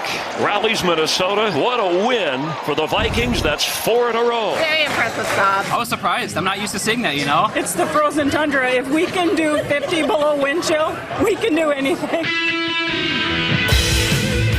All right, Monday morning, by God. The fellas join us on Mondays, Randy Shaver and the cold-blooded Brad Ryder. Here we go, boys. There they are. Good morning. What the hell's going on over there? Randy Shaver? Yes, sir. How you doing? Good. Christ, that's good to hear. Brad, you're hanging in there as well. You sound good. Yeah. No, I'm doing good. Vikings fans didn't need to wait long to see that Dobbs dude operate. Jeez. Guess not. And I would think that they're pretty pleased by what he put together out there. I would say so. Especially considering he probably only knew about 5 or 6 offensive plays going into the effing game. But I think afterwards we heard that the head coach was basically telling him in the headset what to do, even at the line of scrimmage. Yeah, this one's called the 36 bow and arrow right on 3, right? And Dobbs would say, well, what the hell does that mean? And he'd say into the headset, well, you know, this guy's going to go that way, and you go this way and throw it over there if you can. If no one's open over there, you throw it. Yeah, that's on the fly. Everything almost completely on the fly. Kevin O'Connell said in his press conference he's pretty sure that Dobbs got totally sick of him by the end of the game, how much he was talking to him. Tired of hearing him yap. The Vikings beat the Atlanta Falcons on the road. She turned out to be a 31-28 win, so now they're up to a 5-4 record. Hobbs ran like hell in the final drive of the ball game. He ran for a first. Not used to seeing that from a Vikings quarterback. No. Been a while for his life. Ran for a first down or 2 in that final drive, and then he went ahead and tossed a touchdown pass with 22 seconds left in the game to win the pick. That was just awesome to watch. I was so happy for him.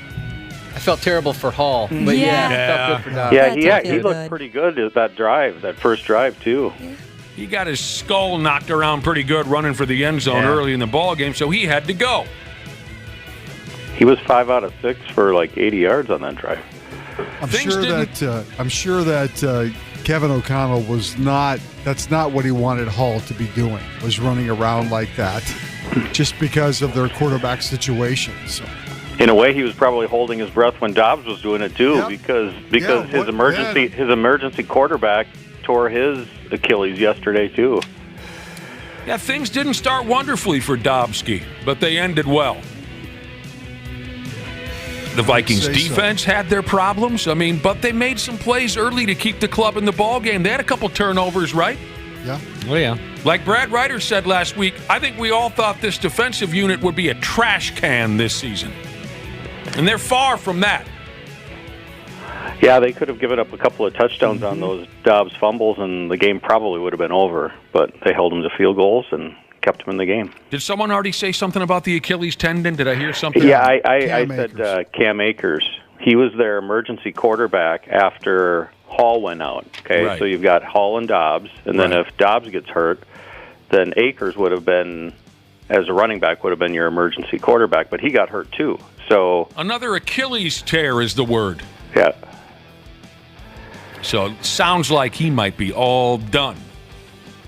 And now it'll be down to, at the running back position, Al Madison and third-string running back Ty Chandler, unless there's other options that I'm not familiar. I mean, someone going to call Scotty Graham? I'm sure they'll get on the phone with somebody today. I'm sure they'll find somebody to. Right. That's a little bit easier to fill than the quarterback spots. That would be funny. Adrian Peterson said he wants to get back in the game. Yeah, bring him back.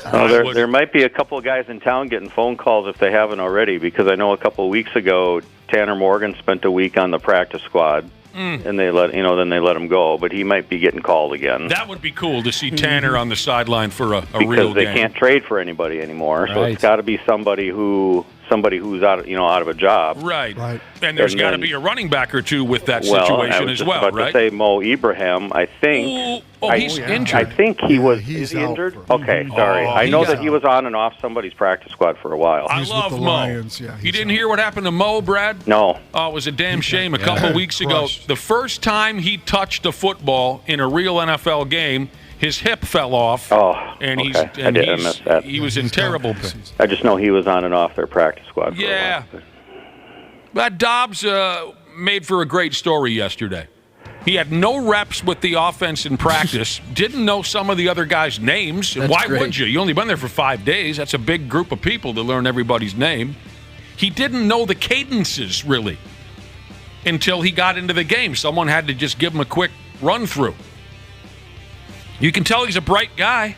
Yeah. They were saying he had a 4.0, and he's a Yes. rocket scientist. And he's a rocket Oh, scientist. wow. so cool. All right. Yeah, he's a bright guy. Yeah, he did an internship at NASA, too. Last week we heard all this stuff about how he's a rocket scientist. Well, he's obviously got some intelligence because not everyone could have picked up on things that quickly. And when he didn't know what was going on, he just ran like hell. Yeah. That'll work too. And when you bounce around the league a little bit like this too, it's his 5th team in a year. I mean, I think you are a little bit more adept to try to pick up things on the fly because you have to. That's a good point. Yeah. I would say that experience more than anything else yesterday is what helped him lead the Vikings to victory. It's just the fact that he's been in enough systems now that I'm sure there was one that's similar to the Vikings in some ways, and just that presence of having played already even this year, started for Arizona, I'm sure has helped him be a lot more cool and calm under pressure yesterday. He can adapt to all different kinds of situations. Dobbs is ESPN's highest-rated QB of the week. Wow. That's awesome.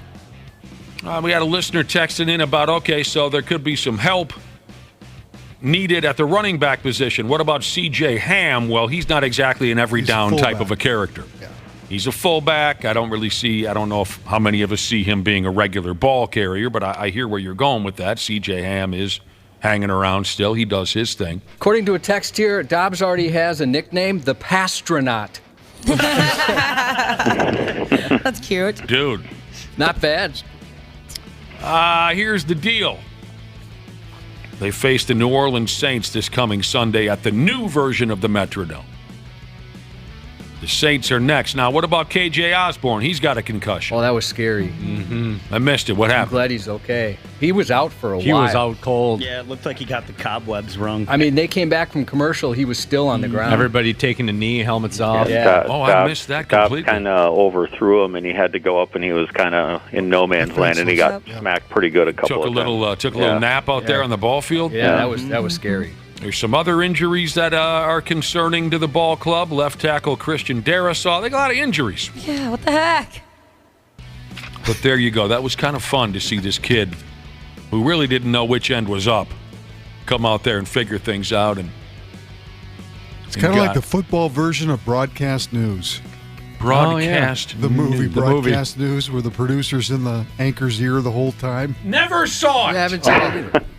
How old is that one? It's been around. It's been around for a while. All right. What running backs are out there looking for a job? I mean, honest to God, if they bring back Adrian Peterson, I don't know what I would do with all the vomit. They wouldn't do that. I'm just saying, if they bring him back, I will vomit uncontrollably like Gary from Team America World Police. Okay, now I kind of want to see them bring him back because I would like to watch that happen. Is Barry Word still out there? What about Barry Word? Now, what's his nuts? Dobbs wasn't the only character over the weekend in the National Football League who kind of got thrown into the mix and no one really knew what to expect, but it turned out all right. This was really fun as well to watch a quick clip of this. The Houston Texans, there's some difficult names in this story, so bear with me. The Houston Texans regular kicker, Kaimi Fairbairn, suffered an injury during the ball game. It was his quad, Cubby. Ow. The quad gave way on him. I don't know. Do you have a quad? Well, you told me I did. Yeah. I used to have a quad. Is that on your leg? Yeah. Yeah, you've got those. Yeah, I've seen your quads. So the kicker's quad gives way on him. Right. And not many ball clubs say, hey, bring in the backup kicker. There is no friggin' backup kicker. Legitimately. So they got a running back on the club named Dare Ogunbowale or something along those lines. He had to step in and kick for the Texans. Agunbowale, 7-year NFL veteran, normally a running back. The field goal attempt is good. He kicked a field goal. That's awesome. This is up on 93x.com. And Actually, it wasn't just any field goal to put him in front. Yeah, it was a fourth quarter field goal to give his team the lead. I like how he turned to the bench and smiled at his teammates like, "Suck it, you bastards." Did you guys see that? You guys didn't think I could do it. I did it. I loved watching him during the halftime doing the kickoffs and stuff. Some were pretty brutal. Oh, were they? Yeah. Oh, the kickoffs weren't so good? Yeah, it was like a golf drive that's just kind of like a worm burner. Good for him. That's hilarious. And then this is why you never gamble on sports, kids. Did you see the end of that game? No. Yeah. The very end of that game. Okay, so follow me here. Houston was favored by 2.5 points in the game. Houston was ahead by 2. They just scored a touchdown to take the lead. Instead of risking the extra point, again, in that situation, they just kneeled down on the 2-point conversion. That's the bad beat. They did. They didn't even go. They didn't even go for 2 points. They didn't even try to run a play to get up by 4. They just kneeled it down instead of risking, a fumble or a block kick, and then the other team returns it to tie the game. Yeah, that'll rip your hair out. Yeah. That's why you don't gamble on That's these ball what I'm games. saying, kids. That's why you don't gamble. I love this now. Or if you're on the opposite side, that's why you do. Well, yeah. Boy, I love this. Could you imagine, like, with all the injuries, like, there was probably, just in the NFL, that would just make you go nuts, too, betting on all that. If you're doing higher or lowers and then all of a sudden your players get injured, like, great. There goes all my money. I would have loved to have been standing in a sports book in Vegas when that happened. Bunch of junkies. You guys are junkies. Or with the game at tied and they send in the running back to kick a field goal. Yeah. I wonder how, if there was a discussion, if the guy had to talk the coach into letting him do that, or if what the conversation was to decide to send him in to try to kick a field goal. That's pretty funny. I mean, there was a lot of time left in the game, and it was tied at 30-30. We should ask Andrew on Friday who the emergency kicker would be for the Vikings in that situation. Well, we talked to him on Friday. It doesn't sound like he personally isn't the emergency anything. Well, no. But maybe he knows the answer. Emergency bagel guy. Emergency kicker? You're wondering about, yeah, Brad? Yeah. If our kicker gets hurt in the course of a game and can't kick. Well, you know what, Brad? What if it's you? Well, I was ready. You're ready. I was joking around with Brad. I'm like, I thought you were going to get called yesterday, Brad. With this sudden need of a running back possibly on the Vikings roster, this is fun. Our listeners are sending in all kinds of names of old-timers that used to run the ball for the Vikings. Amp Lee. God, was he a talented guy. Lee. Amp Lee was one of the most underrated backs this franchise has ever had. He was so slick at one of the best receiving backs. Anything you asked him to do, Amp Lee was a friggin' pimp. Tony Galbraith. Similar, right? The two of them? Yeah. Similar. Amp Lee, very, a little bit more of a versatile. receiver. They were versatile guys. I loved Amp Lee so much. Terry Allen, of course, was one of the coolest MFers to ever live. Rick Fenny. Fullback. He was tough. But Jarvis Redwine. Well, he was a wide receiver, Brad. No, he wasn't. No, he wasn't. He was a running back.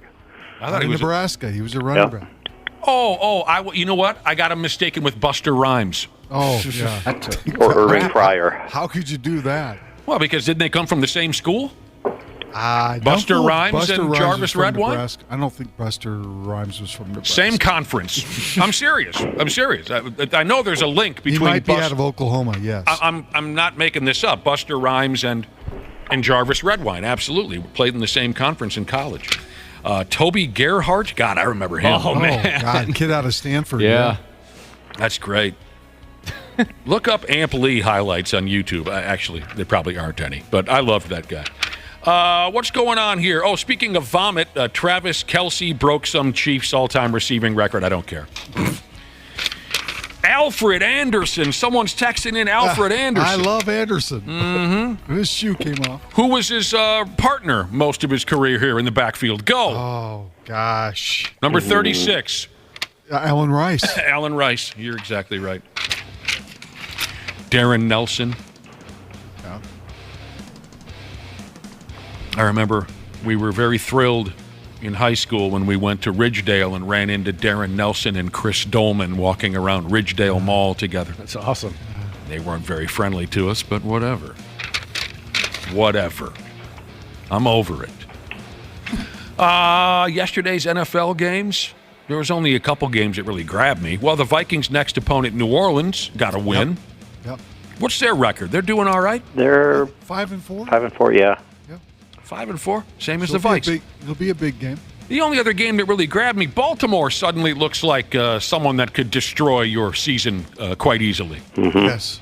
They put 37 points on the board yesterday. I would also say Cleveland's defense is just phenomenal. I watched some of that. That's why I picked them to win the Super Bowl. I mean, Arizona's Arizona. I get that, but Cleveland's defense has just been manhandling people. It just feels like the better teams in the league right now are all in the. Most of them are in the AFC. Yeah, it feels that way. Speaking of gambling, that's why I put a bet on the Browns to win the Super Bowl, because of their defense. You guys will be jealous come February when I got an extra $600 in my pocket. Oh, man. One listener says, bring back Chester Taylor so my jersey can be relevant again. Chester Taylor. Tonight on Monday Night Football, the Los Angeles Chargers play at the New York Jets.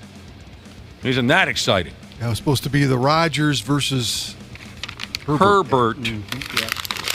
Not going to be. It's going to be Milfman. Is it still the Milfman? It is. Yeah. Yep. Well, that's great. That's way more fun than watching stupid Karen. Yeah. I'd rather watch the Milfman anyway. Who gives a rat's ass? Speaking of a defense, they've got a defense too. Who's that? Jets. Their defense. Well, that's what they need over there. They need some defense. They need to get the power play going. You guys got to stop losing. Right. Shoot the puck. What happened? What happened Saturday with the Golden Gophers? Oh man! That didn't feel good when I checked that score. Did something happen? Talk about a quarterback who hadn't played. You're kidding, right? You heard. You saw. I didn't get to. I didn't get to watch it. I was visiting my parents in the North Country, and I was driving. And had it on the radio when Illinois threw that 57-yard touchdown to send everybody home. Third down, we've got Illinois way backed up to about the 20-yard line. We sacked their quarterback, knock him out of the game. Right. It's 4th and 16 from about the 18-yard line. They bring in their second-string quarterback who hasn't played in a game in a month and a half. Completes 3 passes, touchdown, game over. Yeah, that's what the radio said, too. Good for that kid, though. I bet he had a good night. F that kid. Unbelievable. And how you can go into Iowa, win a football game, obviously against Iowa, you're going to have to play a gritty, defensive-minded football game to win that game. But then to turn around and lose a game like this, in the way that they did, it's just you just shake your head like they're so frustrating. Especially the Northwestern and Illinois losses this year. I'm sorry. I mean that cannot happen. Yeah, those can't happen. Those were tough losses, Brad Ryder. They lose to Illinois on a last. What did they scored with? 45 seconds left. I don't know what it was. Friggin'.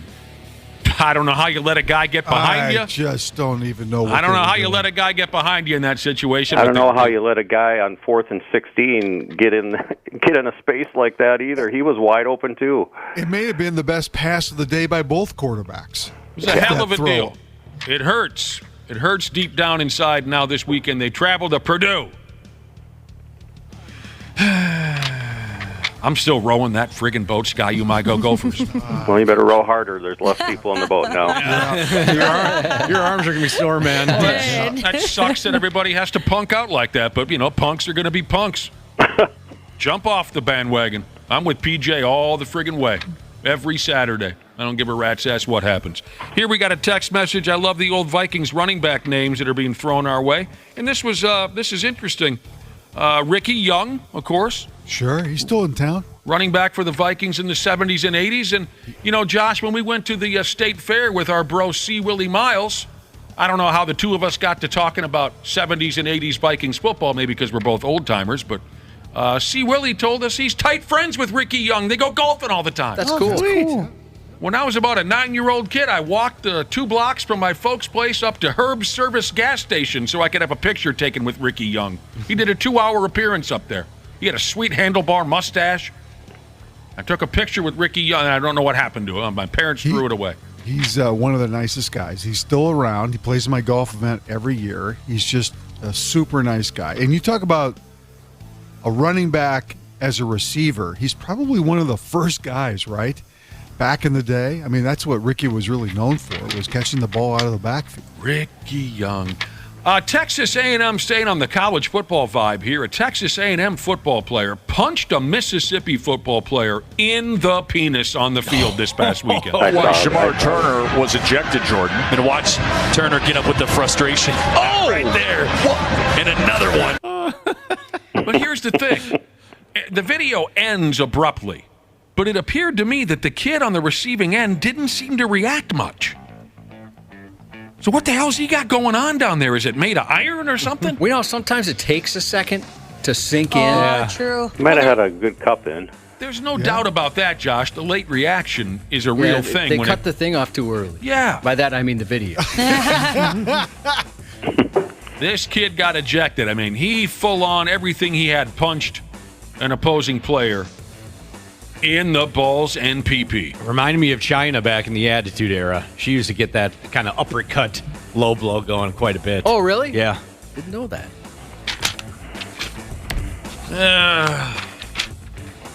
Anyone here, any of you ever yell so loud and so hard that you pop a blood vessel in your damn eyeballs? Yeah. You have done that. Yeah, definitely. Is there a story behind this? You yelled so hard that you popped a blood vessel in your eyeball. She's thinking, what time? Which time? Dog's running away.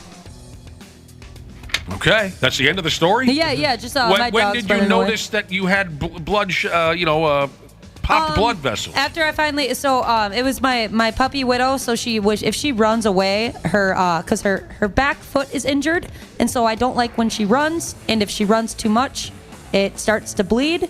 So I was screaming at her, finally got her, put her back in the house, went in the bathroom, looked in the mirror, and there it was. It happened that fast? Yeah. There were photos going around the godless internet this weekend of that douchebag Nick Saban, the head coach of Alabama's college football program. One of his eyes was all filled with blood, and apparently he yelled so hard the blood vessels gave way on him. I don't know what happened to the eye. It doesn't hurt. I'm totally baffled, by what happened to the eye. Mine did not look like his, though. His was like, ugh. It was just like smaller, like in the corner. I'll tell you what. Maybe he was yelling harder, I guess. I'll tell you what, he popped a blood vessel in his eye, in the eyes. It's always the eyes. He's got a doll's eyes. They're lifeless eyes. Turd bag scammers are targeting the parents of college football players by saying their kids are locked up in jail and they need bail monies. The latest scam. The scammers have called 4 families of University of Arkansas at Pine Bluff football players, telling them they needed around $1,000 in bail monies. 3 of them figured out the scam, the 4th did not. That sucks. I hate these bastards. Yeah, me too. The kicker on this ball club, his name is Dean Saris. His mother got this phone call saying, your son's he's in jail, we need She sent him the money. Out of sheer panic, someone calls the phone and says, I'm a cop, I work with campus security, I have your son, he's been arrested. The mother said, I panicked, I shouldn't have sent him the money, but I was like, oh my God, I can't have my kid sitting in a jail cell in Arkansas. Oh, that's a bad place to be in a jail cell. You know something or another about this? No, just being in Arkansas in general doesn't sound like fun. And then you get put in Arkansas jail? Oof. I hope one of these parents that the scammers try to get were just like, oh, okay, sounds good, and just hang up. Yeah, my kid's a dumbass. There's no doubt about that. This poor kid was sleeping in his dorm when his mother got the call. And so there's no specifics in here, but she tried to call his phone to find out if he was really in there, but he's dead asleep. So, friggin' scam artists, these bastards. But according to the story, these scammers targeted the football players, and it makes sense because it was easier to access their information. They looked up player bios online. You know, kicker Dean Saris, he's from this town, his mother's name is this, his father's name is that, he's got 3 siblings, that whole thing. This happened to my friend Kelly. They targeted her grandmother. They knew everything of the scammers. They did their research. You know, she wasn't a college football player, obviously, but they did her research. They knew she was in law school. They call the grandma and they say, "Hey, it's the cops. We just pulled over your granddaughter for driving drunk. She won't be able to pass the bar exam if you don't wire us $5,000. You know, all this and that." And there's even a girl in the background going, "Grandma, please help." Oh, jeez. Yeah, we've heard about that gimmick, yeah. The grandma, they wired her $5,000. She wired him $5,000. They got her? That's awful. Did you ever get it back? I don't know. I can't remember the resolution to it, but yeah, it's just it was crazy the amount of backstory that they did. They found out about her. Nightmare Jesus said his grandma got a call that his daughter was in jail and needed some bail money. She's 90, but luckily she figured it out. Good. That's unbelievable what these friggin' people are doing. This mom who paid the money to the scam artist, she reported it to the bank, her bank, and it sounds like she is going to have her money returned.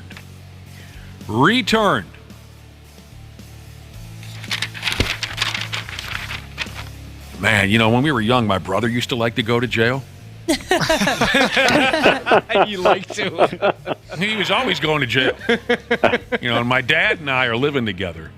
And so, not every time, but a couple times, the cops would call my dad and ask him, even though we were adults, the cops would ask my dad, "What would your preference be? Do you want us to throw him in detox or jail?" And I always, you know, when that phone rang about 3:30 in the morning, I would race for the sumbitch because I knew I was going to hear some cool stuff. You know, oh, what's happening this time? One time it was a lot of fun. My brother was arrested for something, fighting, being drunk, and my dad answers the phone, and I didn't.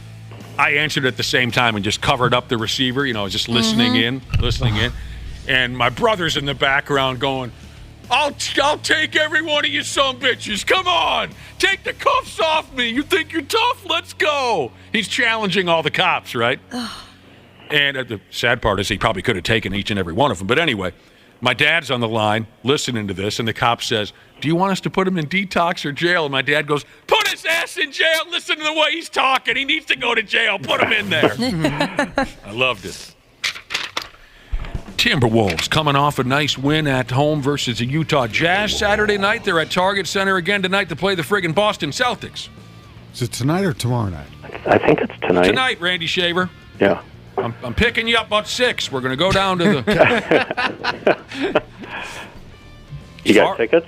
No, I'm good. Do you know a guy? I know a guy. Might know a guy. A handsome, successful, wonderful guy, but I don't go anywhere. It's on Monday nights. As far as I can see here in the newspaper, the Celtics haven't lost a ball game yet this basketball season. No, I think they're yeah. I went to the Nuggets game last week. I don't think I told you guys that. You did? Yeah. Caught up. It's kind of a last-minute deal. Ryan Saunders had left me a couple, so I went down there and caught up with him a little bit. So I was available, Brad. Yeah. No, my daughter drove up from Mankato. It was fun. You were hanging out with Ryan Saunders? A little bit after the game, yeah. Why don't you tell him to come on our radio show again, because we had him on once and he was very cool. I will. You want him? Yeah. Okay. Of course. Well, he's coaching for the Nuggets still, right? Right. Oh, well, then we don't want him. Okay. Yeah. No, of course it'd be great to catch up with him. He's a great guy. Okay. So you ran into all kinds of people you used to hang with, I would imagine. Not really. I caught up with him afterwards for a little bit, and David Adelman's an assistant coach there, too. He used to be a coach for the Timberwolves. Yeah. I remember David Adelman. Yeah. The game begins tonight at 7 o'clock. It will be televised on Bally Sports North. This is the number one offense in the NBA. Boston against the Timberwolves, I guess, are the number one defense in the NBA. They're holding everybody under 100 points. I never would have been able to tell you that. Who's the boy? Wolves are the number one defense? Let's hold on to that line. Right. Yeah, we'll see how well that ages. Yeah, no kidding. What's the problem? You're all questioning this? It's factual right now. We're 5 games in. Right.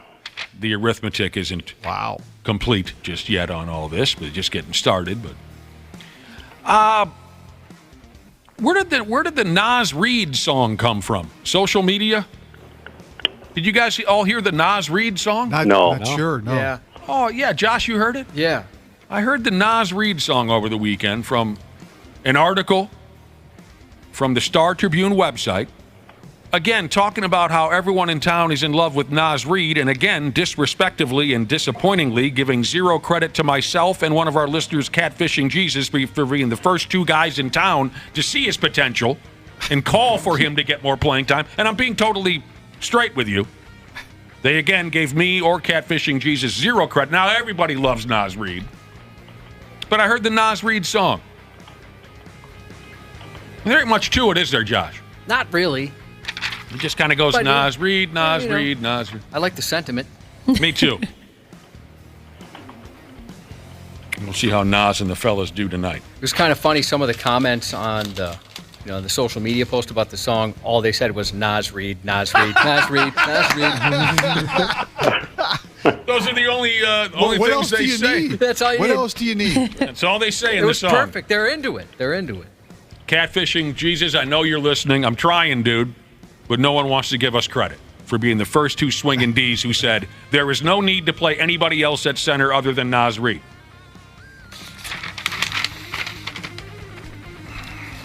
Boy, the Miami Heat can't get enough of themselves, huh? For whatever reason. And NBA fans are teeing off on them for this. Every team's got this story they tell about how our culture is this, and you see what I'm saying? I get so sick of that word. And we are, insert your team nation, this grand picture of who they are deep down inside. It's this real corny approach to, I guess, selling your team to the general public. You know what helps team culture? You win ball games. That's right. Winning. Yep. But the Miami Heat, That's what's your culture. the Miami Heat have done a lot of winning lately. But for whatever, they're just touching themselves. They're obsessed with telling you who they are deep down inside. So recently, even when you interview their players, they talk about the culture of the team, and we don't have an ego, and we're about working hard, and all this stuff that you're supposed to do anyway. They have a new design on their court, on the paint. Under the basket, the lane. And it says this. Oh, God, where did I put it? Here it says. They actually printed this on the court. Hardest working, best conditioned, most professional, unselfish, toughest, meanest, nastiest team in the NBA. Okay. They put that all on the court? On the paint, the lane, under the basket. And NBA fans are all collectively saying, Jesus balls, get over yourself. Oh boy, that looks so dumb. It does look dumb. Like, I thought it was going to be like small writing. No, it's giant writing. It's like sentence structured. They are not shy about telling everyone that they're somehow special for doing what is expected of any basketball team. We play hard. We're unselfish. Yeah, that's what you're supposed to be. So folks on social media are making fun of them. Somebody tweeted, "We are the Globo Gym Purple Cobras, and we will rock you." Isn't that a reference to that stupid movie you guys like so much? Dodgeball. Yeah. When they would go doom, doom, You're putting up the Cobras. yeah. And then they also hiss too. Oh, people are texting in. Yes, this is the term that I haven't gotten used to using yet, but everybody uses these days. It's very cringe. Yeah. Yes, that's what a lot of people are going with. Another basketball fan said that printed nonsense on their basketball court is the basketball version of Live, Laugh, Love. Totally. It is so corny. So apparently those are the words of Pat Riley. Well, Pat Riley's the one that came up with this. Then put it on your wall in your practice facility. Mm-hmm. But the problem is, Randy Shaver, is that... Oh, he's back. Yay! Nas Reed. The snow's gone. He's back. Oh, hell yes. That's awesome. Let's just give this 30 seconds.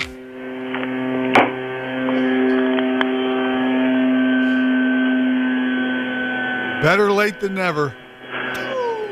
I used to avoid this. Now I'm embracing it. Good. Yeah, I knew you'd come around eventually. Go outside, stand next to him. I've got the phone right next to the window so you can hear the full effect. That's hilarious. We love that guy. Is your school located in a forest? Seems like there's a lot of leaves. You know what? It is kind of. If anybody's been to this campus before, it is. You guys got a nice disc golf course over there, too. Yeah. On campus? Close to campus. Yeah. Right in the middle of... Josh, That's so awesome. I know this is an odd reference, but it's right in the middle of the forest in the movie The Happening. It's just what? Trees as far as the eye can. Not The Happening, not the Happening. What was the one where they were in the middle of? It's 2005, but yet they're all old timey, and the redheaded girl is blind, and she looks for the monsters, and the one guy kills the other guy, and William Hurt. And come on, I got nothing. Sorry. The Village? The Village. Yeah, where they put the line on the doors. And There's a stuff. line on the door. Oh, is that an M. Night Shyamalan? Yeah. And the Okay, Bryce yeah, I saw Dallas that. Howard and the Phoenix brother, Phoenix Rivers, whatever is it. I have it under good authority. He knows about this too. Well, he does. Well, He gave us the free wasn't pumps. Yeah, but he wasn't listening that day. That was just a coincidence. But That was not a Yeah, coincidence. no. This guy, I found out. This guy's boss here on campus does listen to the show, and so he knows. So he's aware. Does he? So That's the awesome. boss sends him over there. Yeah. Well, where did he go? What happened? He's Well, gone. now he's going down. Now he's going down the sidewalk. You can't hear him anymore. I can't wait for that to be our best-selling T-shirt at the state fair. We do have to get that. Leaf blower guy. Blower guy. That's not right. People are shouting out "Leaf Blower Jesus." That's who he is, man. The 93X Morning Show featuring Leaf Blower Jesus. It's a beautiful thing. It's a beautiful thing to have him with us. I can hear him a little bit. No. He's coming back. You guys see Draymond Green get kicked in the bag? He finally got kicked himself. Yeah, it couldn't have happened to a bigger douchebag. That hurts. Just give him some space, give him some time. Yikes. And trying to get the rebound. Oh, he got kicked. That's a hard, high kick. He got kicked hard. And it's a beautiful thing because that's what Draymond Green does when he loses his little childlike temper. He kicks guys in the nuts and the penis. He finally took one. Who got him? The big center for Cleveland. Jared Allen? Jared Allen, yep. That's a big foot hitting you in the pills, man. Woo. That was hilarious to see. And speaking of Draymond Green, last week I think I was saying NBA officiating, they do their best, sure. But what I don't like is it still depends on who you are, whether or not you get a call. And no one in their right mind can argue that. I think the example I used last week or the week before was, Joel Embiid gets his feelings hurt. He's shooting free throws. Back to Naz Reid, he gets his nipples bit off and there's no call, right? Perfect example of this online. Did anyone else see this? Draymond Green not only yells at the officials very demonstratively with his arms, just wild, and delays the game for nearly a minute, screaming at the officials, yelling and complaining, holding up the game. Someone's trying to shoot free throws. He's standing in the lane, still arguing why he's been called for a foul. The referees do nothing. I'm not sure what he's so upset about. I don't either. And the stuff he gets away with, it blows my mind. He just threw his arms at the officials, walked away, and now he's kind of delaying the game right now, still arguing with the officials. I don't know what he's arguing about. This man is about to shoot 2 free throws. Why? Oh, he's won a few titles. Plays with Steph Curry. He's a member of the Golden State Warriors. I friggin' hate that. If that's Luka Garza, he is teed up and thrown out of the game. That's the problem I still have with NBA officiating. Yep. It's friggin' ridiculous. But at least he got kicked in the nuts. So there's that. A new drinking game could be every time you see Karl Anthony Towns complain about a call, take a drink. You know what, though, Brad? And I'm not saying it's a permanent change, but I think I've seen a little less of it already this season. I thought I did, but then I went to the game the other night, and when you're there in person... Oh, yeah. Oh, my gosh. Is he being a little less obvious about it? No, he wasn't that night. I mean, Okay. they're up by 20 in the fourth quarter, and he's whining about everything. It's like, just pipe down. Well, as you all know, he is far from alone. Those Right. NBA Right. referees, it never ends. It never ends. Who was that said that's not a leaf blower, that's a vibrator from the next room? That's Jesus. Oh, come on. That's just his theory. Oh, jeez. Golden Gopher basketball plays their first real ball game of the season tonight at the Barn versus a school called Bethune-Cookman, 7 o'clock. Okay. Rooting for Ben Johnson. I hope there's some improvement because I love that guy, and I love Golden Gopher basketball. I want to see him get out of the basement. I want to see him have an exciting year. It always has meant so much to me. I love that stuff. So, baseball season's over, but I did bump into some baseball, this and that. This is maybe the most interesting. Some say the greatest player to ever wear a Cincinnati Reds uniform, Joey Votto. Oh, gosh, no. Some say. That's all, Randy. I didn't say it. Johnny Bench? Some who never saw the 1970 Reds. Come on. Johnny Bench, Pete Rose, Tony Perez, George Foster. Dave Concepcion. Come on. That's no way. Eric Joey Davis. Votto's a good player. He's played a long time. Give him credit. But Barry Larkin. no. Yeah, keep going, man. You can keep going. Tom Seaver.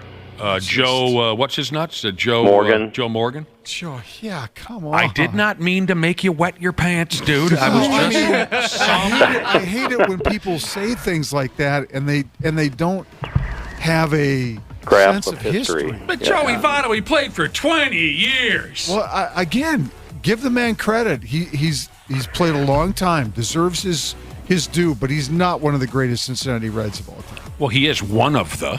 He's not the. You gotta say he's one of the. You're not even going to give him that credit? I'll give him. He's a second layer behind the great Big Fine. Red Machine Fine. teams. At least you're not eliminating him altogether. No. Let's get past this. Joey Votto won't be coming back next year to the Reds. He's now 40, and he'll be available to sign with a new team. Now, I read something, a little side note, I read something that said the Twins might be a good fit for Joey Votto to come over here, play a little first base, and show the young guys, a little bit of What do you think of that? I think that's a great idea. I mean, with the DH now universal in Major League Baseball, guys like this still have a chance to play at this age as a DH, and I think it's great. I would love to see. He's such a he's a fun guy. He's a funny guy. He doesn't take himself too seriously. Go ahead. Bring Joey Votto in for a year. Sign him to a 1 or 2 year deal.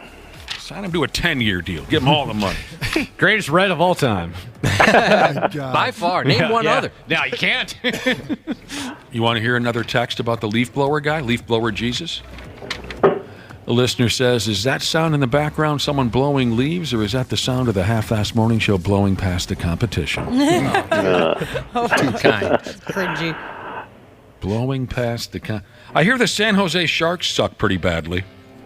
The Pigs play tomorrow night, and they finally pulled their heads out of their asses and had a nice comeback win versus the New York Rangers on Saturday. They were down night. 3-0? They were down 7-0. They came back. They were down 3-0. Yeah, they had a nice comeback win. The San Jose Sharks. Oh, haven't won a game yet. Yeah, not yet. Oh, no. How about that? They're 0-10-1. Oh. They got a lot of losses. Yeah, we got a lot of losses. Got a lot of heart, though. But here's what happened. Are they just squeakers, real close games, I'd imagine? God, Josh, Like super close? I'd love to say that these were close games. Saturday, very close. 10-2. What was it? Oh, my God. They allowed 10 goals to the Pittsburgh Penguins Saturday night at home. Well, that's got to be an Their anomaly. point differential, they're minus 43 right now. Hockey, that's kind of hard to do, right? How many games have they played? 11. And then they lost to the Canucks 10-1. Means you're getting beat. Now, You're getting beat by 4 goals a game. That's only 2 games in a row. Yeah.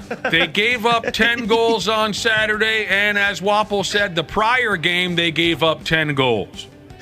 It's the first time an NHL team has allowed 10 goals in back-to-back games since the 1966 Boston Bruins. It's just the 4th time ever a team has allowed 10-plus goals in back-to-back games. Are they tanking for a reason, or? I don't know. I think that player was already selected. I haven't seen him yet, Brad Ryder. I don't know exactly what they're doing, but wow, that sucks. It's like old John McKay saying, we didn't block and we didn't tackle, but we made up for it by not knowing the rules.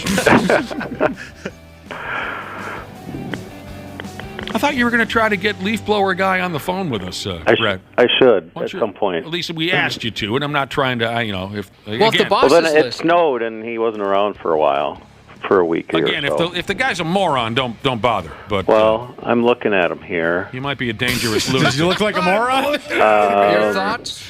I'd have to question it at this point. Oh my God, he's in your office with you. The vibrator's in the same room. He looks very determined. He looks like he's dedicated to his craft. Well, good, as he should be. Yeah. I hope he goes into your classroom with the leaf blower on and blows all your papers away. No, he grade those. Not the 10-point essay. I like that guy. Looks like one of those cash wind tunnels, and Brad just scrambling trying to grab the papers. I've always wanted to try one of those. All his papers. Yeah, I bet you leaf blower Jesus is a good guy. So, yeah, he looks like a good dude. Have a conversation with him and see if we can talk to him. Whatever. There you go, boys. We got to go, but you did wonderful work, especially for a Monday and, the daylight savings and with all the drinking that you guys do. You hung in there nicely. Brad, we'll talk to you on Wednesday. Right. Randy, we'll talk to you tomorrow. See ya. Half-assed morning show. They're loud, they lose control, they do their little circus act, they're a nuisance.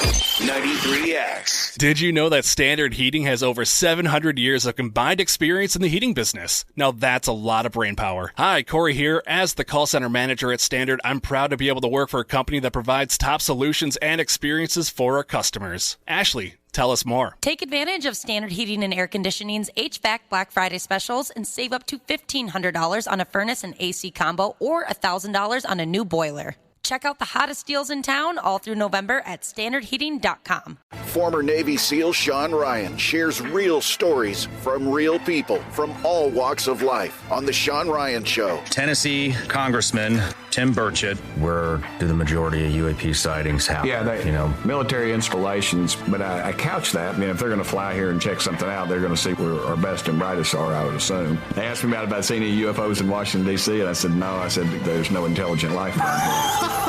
The Sean Ryan Show on YouTube or wherever you listen. Half-assed morning show. They're loud, they lose control, they do their little circus act, they're a nuisance. 93X. All right, then.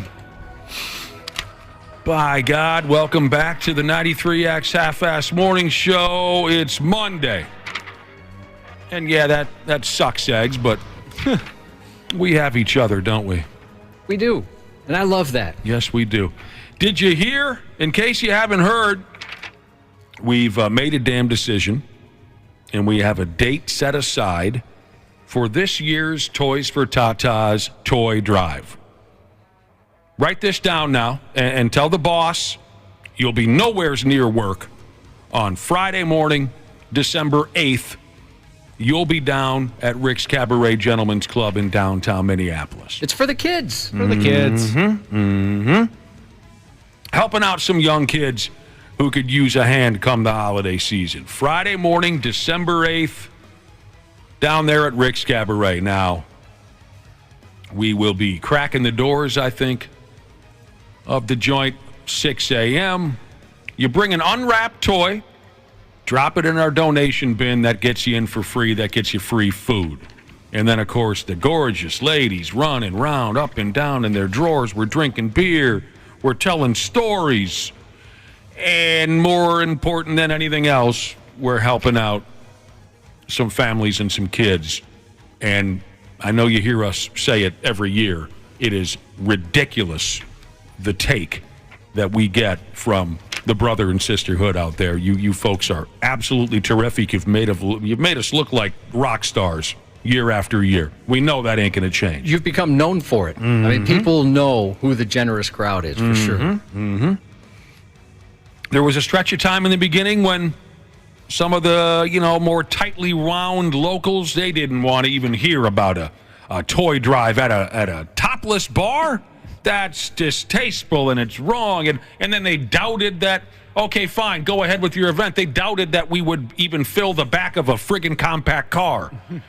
You've proven them all wrong. We're still letting her buck with Toys for Tatas, and we're looking forward. Less than a month, December 8th, down there at Rick's Cabaret.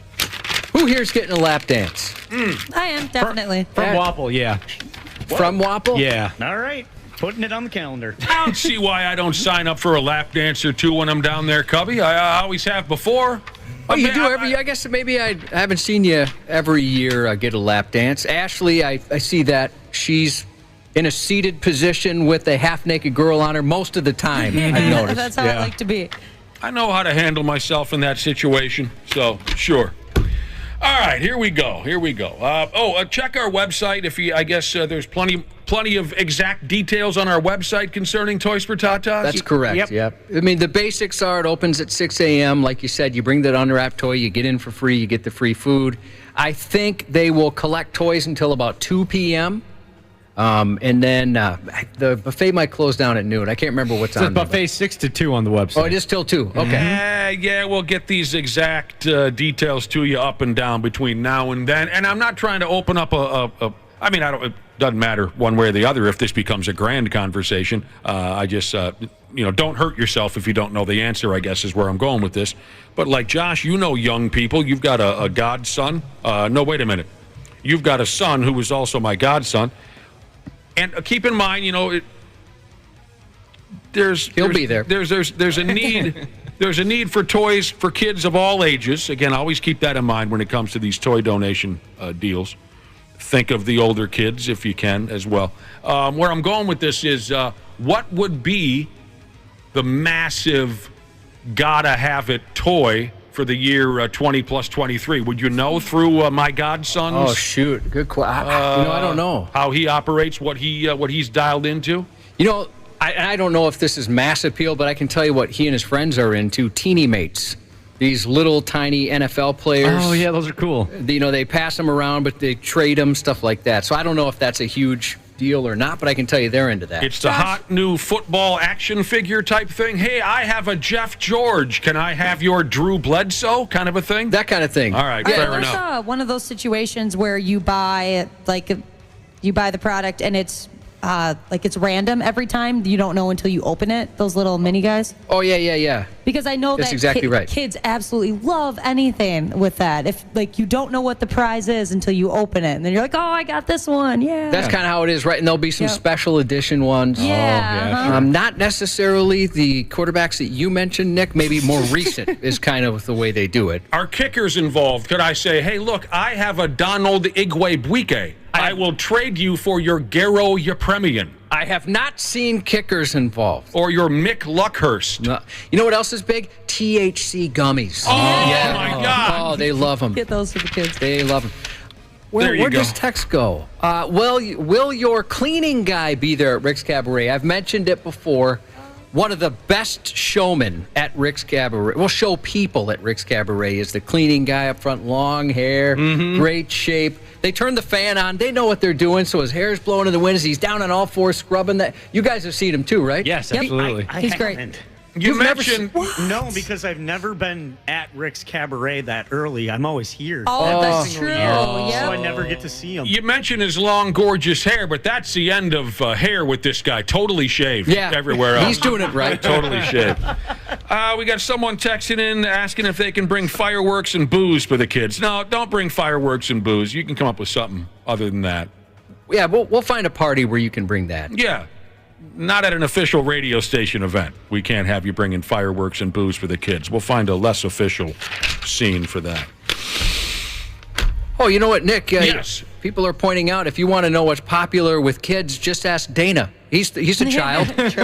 Dana, what you're plugged into all the current toys and stuff. Yeah, those things are cool. Those things you were talking about, the little minifigures. I do like those. Ain't that the bizarre truth? Just ask Dana over there. All right, there you go. So, we're pumped. This is a very generous listener. Checkerboard Vans Jesus wants to know, is there a min or a max to spend on the gifts? I'd hate to buy a PS5 and the kid doesn't have a TV. Yeah, keep in mind, that a lot of these kids don't have access to stuff like that. So, be more stuff that you can play with, Footballs would be great. Any probably sports not anything stuff. that needs Wi-Fi kind of vibe. Well, I don't know. You never know. We don't know. Or maybe they'll they find check that someone. stuff. They'll find someone to give it to. I imagine. What they do with those, from what I was told, is they bring it to like a facility, like a like women a and Ronald children's McDonald house or something. like the women and children's shelter, something like that, so everybody can. So, okay. they'll find some place, but yeah, I think they're just not going to give that to just a random kid. Hell, if you want to bring a friggin' video game console, Christ, have at it. Well, it'll find a home. It'll find a home for someone who needs it. So, Angry Bus Driver Jesus, can we bring bubble gum, cigars, candy, cigarettes, or Big League Chew? Nowadays I doubt it. They don't want any consumables. Nothing you can eat. Anybody shows up with a pack of gum, I'll personally throw them out of the joint. Yeah, come on. Oh, I used to love Big League Chew for that 2-3 seconds of flavor you get. Yeah, the purple That was one. a good couple seconds. All right. Word is going around now, changing gears here on the program. Word is going around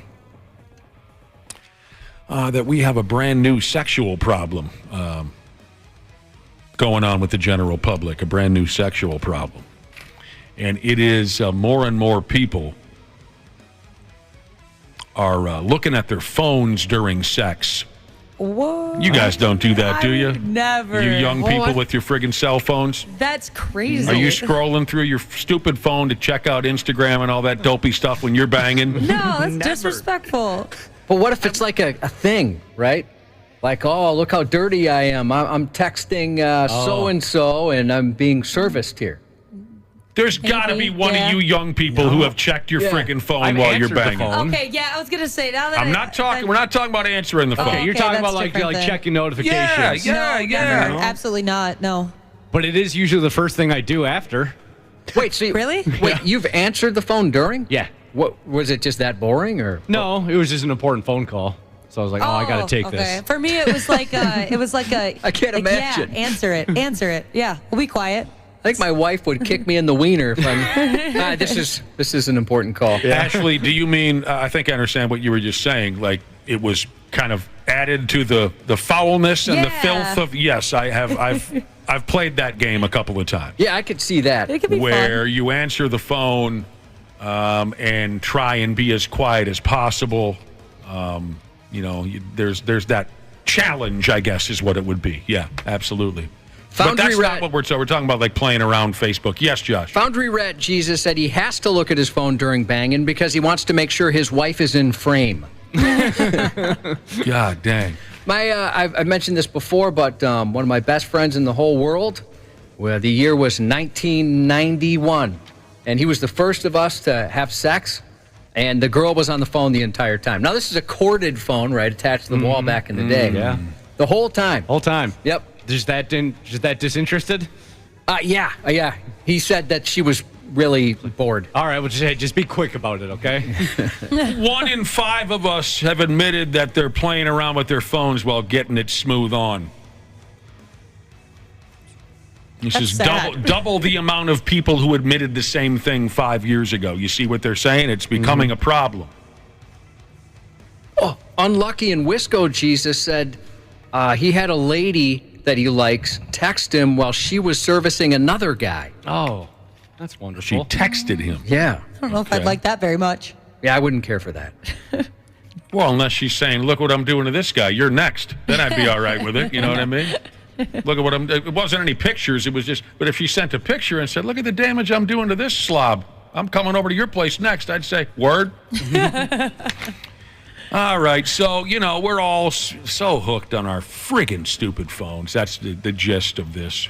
And it is affecting some people's relationships, their romantic lives. We're so phone obsessed. Yeah, I can't imagine. We can't even share, as Josh would say, an intimate moment with a lover. Yeah, I mean, shoot. I can tell you in my case, it doesn't take that long. I can get to my phone afterwards. Yeah, like, let's be serious. You really can't last like 15 minutes without going on your phone. 15 minutes?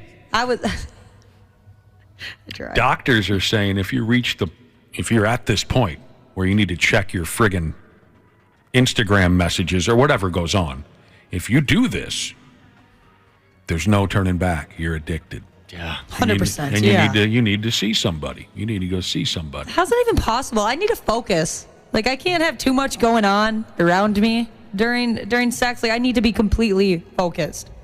But I guess that's probably more of a girl thing. Well, no, Nick sometimes has to try and remember the name. You know what I mean? Where he met her. Looks on his hand, he's got it written down. So he's focused. Who the hell are you and who's this other girl? And why's that guy watching over there? There's a word for this. There's a new word, and it doesn't really have much of a ring to it. And I'm not trying to be cute with that. I don't know if this one's going to hold. People who ignore their partner for their phone the nickname is fubbers. That's a combo of a phone and a snubber. I think we can do better than that. Yeah, that's stupid. But that's the route they're taking. You can't control such things. Yeah, I think I'd be pretty bummed out if my wife decided to answer a call or check Facebook Marketplace or something in the middle. Yeah, I'd be pretty turned off. Texting another guy. She's on Tinder. I can do better. Yeah, it's a bummer. There's a difference there for me. If the gal picks up the phone and she's scrolling around Facebook to see what everyone's having for dinner, that's one thing. But if she answers the phone, again, I kind of look at that as like a filthy challenge. I get that. I get what you're saying there. I'm going to start pinballing back and forth like it's prom night to see if I can make her make a sound and have the person on the other end of the line say, "Are you having sex?" Just start really giving her, Cubby. You know how we grab that. Make a noise. Make a noise. Grab that headboard, get a little leverage. Oh my gosh. By the way, I don't want to be on the other end of that phone call for any of you guys. I would never disrespect you like that. No, I kind of want that to happen. No. Especially Ashley. It's an unbelievable thing that we got going on here. Josh, if this will probably make you feel good. If your name popped up on my phone for a second during that kind of act, I would immediately be done. I'd be like, I can't. Yeah, good. I can't go on Mission now. accomplished. I want to ruin all your sex lives. Josh just constantly calls us now. Hey, if I can turn off my wife easily, I can turn off all of you. If I can't have a sex life, none of you can. Josh? Yes. Oh, no. I've had sex when you called me on the phone. God dang it. Are you serious? I have continued to have sex and at the same time fielded a phone call from you before. Yes, I have. Did it make you last longer or did it have no effect? Please keep in mind this is going to hurt me. Obviously, it made me last longer because I was concentrating on talking to you instead of the task at hand. But yes, I have. Really? Recently? No, it's been a while. It's been a while. When we were younger, when I used to be more of a whore. Yes, I. Well, I'm processing this. I don't quite know how I feel. Well, I mean, it was a long time ago, but it was a situation where I knew, I thought about it. I knew I needed to take the call. I knew I needed to talk to you. So I'm guessing there were important things going on. But yeah. I vividly remember saying, okay, it's Josh. I got to take this. But yet I still kept up with the sex giving. I just realized this is why we're best friends. It probably is why we're best friends. And you know what? I've had a change of heart. If you call in that brief minute and a half, 2 minutes time, there's some coitus happening, marital relations between me and my wife. If I didn't answer, that'd be disrespectful to you. I never considered it. If I do call you and you're having sex, put it on speakerphone. I will. Turn it into a video call. Speakerphone. Oh, that's right. There's such a thing as video calls. Yeah. Oh, I don't know if you want to see that. No, there's some that I don't want to see, but some I do. Some of it happens, We're bros. That's what bros do. We got to get the hell out of here shortly, but real quick, we were talking about taking phone calls while you're bubba banging. Well, what we were talking about is goofy bastards out there. It's become a problem People are checking their social media on their cell phone and things like that while they're having sex with their significant other. Like 1 in 5 people admit to doing this now. This is a problem. You can't put your friggin' stupid phone down long enough to please your lover. Or you're that tempted to look at it if the alert goes on. Unbelievable. What are you, a junkie or something? Then we branched on to the topic of being on the phone with someone while you're having sex. I admitted that I have fielded phone calls from Josh in the past when I was busy having sex, but I didn't want to miss having a conversation with my bro. What can you do? I did get excited when I learned that Nick and I have had a threesome. I guess so. Yeah, we had a threesome. Got a text from Farmington Dad Jesus. He said once his work phone went off while he was banging the old lady, and she picked it up and threw it out the window. Oh, wow. That's a work call. It's not like it's his fault it went off. I got to go to... That's kind of hot, though. Yeah. We got to wrap this up. I got to go to work. You threw it out the window? Real quick before we go. Not that I dial into this kind of thing, because in my opinion, this stuff is nonsense. But what we have here forever is another company is how you say it, claiming that they've created the new drink that cures hangovers, sobers you up instantly, blah, blah, all that stuff. I don't buy it. But if you do, a new drink is coming out called the Safety Shot. And apparently they claim this will sober you up in less than an hour and prevent hangovers. They say Safety Shot is the first patented beverage on earth that helps people bounce back by decreasing blood alcohol content and boosting clarity. Now, they're not exactly telling you what's in this friggin' drink. That's always promising. Yeah, I don't like that. But they say they've done some studies. You drink a mouthful of Safety Shot. It reduces your blood alcohol content in 30 minutes. Feel good fast. Next day recovery. Improved judgment. Reduce effects of alcohol are some of the terms they're going with. Now, doctors are stepping up and saying, take it the F easy here. There is no magic pill or spell to eliminate an overhang. Your body just needs to flush out the booze. You got to give it time. I've never, ever dangled with any of these instant overhang swills that people have put together over the years. Anybody? No, and neither of those pills, too, that people take. They say, take this when you start drinking or, before bed. You'll feel perfect in the morning. I don't think those work. I just try and drink a lot of water before bed. Yeah, same here. Maybe take some ibuprofen. A couple of ibuprofens and a hell of a lot of water has always made me feel a little less than garbage the next day. But anyway, that's just my take on it. Maybe some of you swear by this stuff. It'd be great if it comes out and people find out it works. That'd be fantastic. I'd be cool with that. And, of course, their angle is, here come the holidays. We're all binge drinkers around the holidays. We get hammered and then pair up with strangers and have unprotected sex. So the first week of December, you can find it on this company's website and on Amazon. And they're thinking of dumping it on retailers and distributors in the first part of the new year. Anyone here going to try it? Yeah, I'll give it a shot. Why not? Why not? Couldn't hurt. I will not. It might. You never know. That's a good point. We don't know what's in it. It could end up hurting. And it might hurt. There you go. That's good stuff. I love that you guys are willing to try this untested product. Yeah. Good for you. Timmy Tampon's Jesus, just past hauling your wood, Jesus, on Highway 52 North. He said he had an awesome little sign made on wood in the back of his semi with a shout out to the morning show. Very much appreciated. Oh, wow. I've seen that. People have texted us that before. That's cool. We appreciate the support, so we wanted to shout you out as well as Timmy Tampon's Jesus. Happy birthday to GNR Twins Jesus from Boom Salon Jesus. Happy birthday to Steve in Coon Rapids from your brother-in-law, A.A. Ron. And happy birthday to redheaded aviation Jesus from her roommate, T. Diddy Jesus. The 93X Half-Assed Morning Show. 93 The 93X Half-Assed Morning Show podcast is sponsored by Standard Heating and Air Conditioning. New episodes drop each weekday. If your podcast platform has ratings, go ahead and give us 5 stars and maybe give our enemies 1. Thanks, and here's a word from our sponsor. Take advantage of Standard Heating and Air Conditioning's HVAC Black Friday specials and save up to $1,500 on a furnace and AC combo or $1,000 on a new boiler. Check out the hottest deals in town all through November at standardheating.com.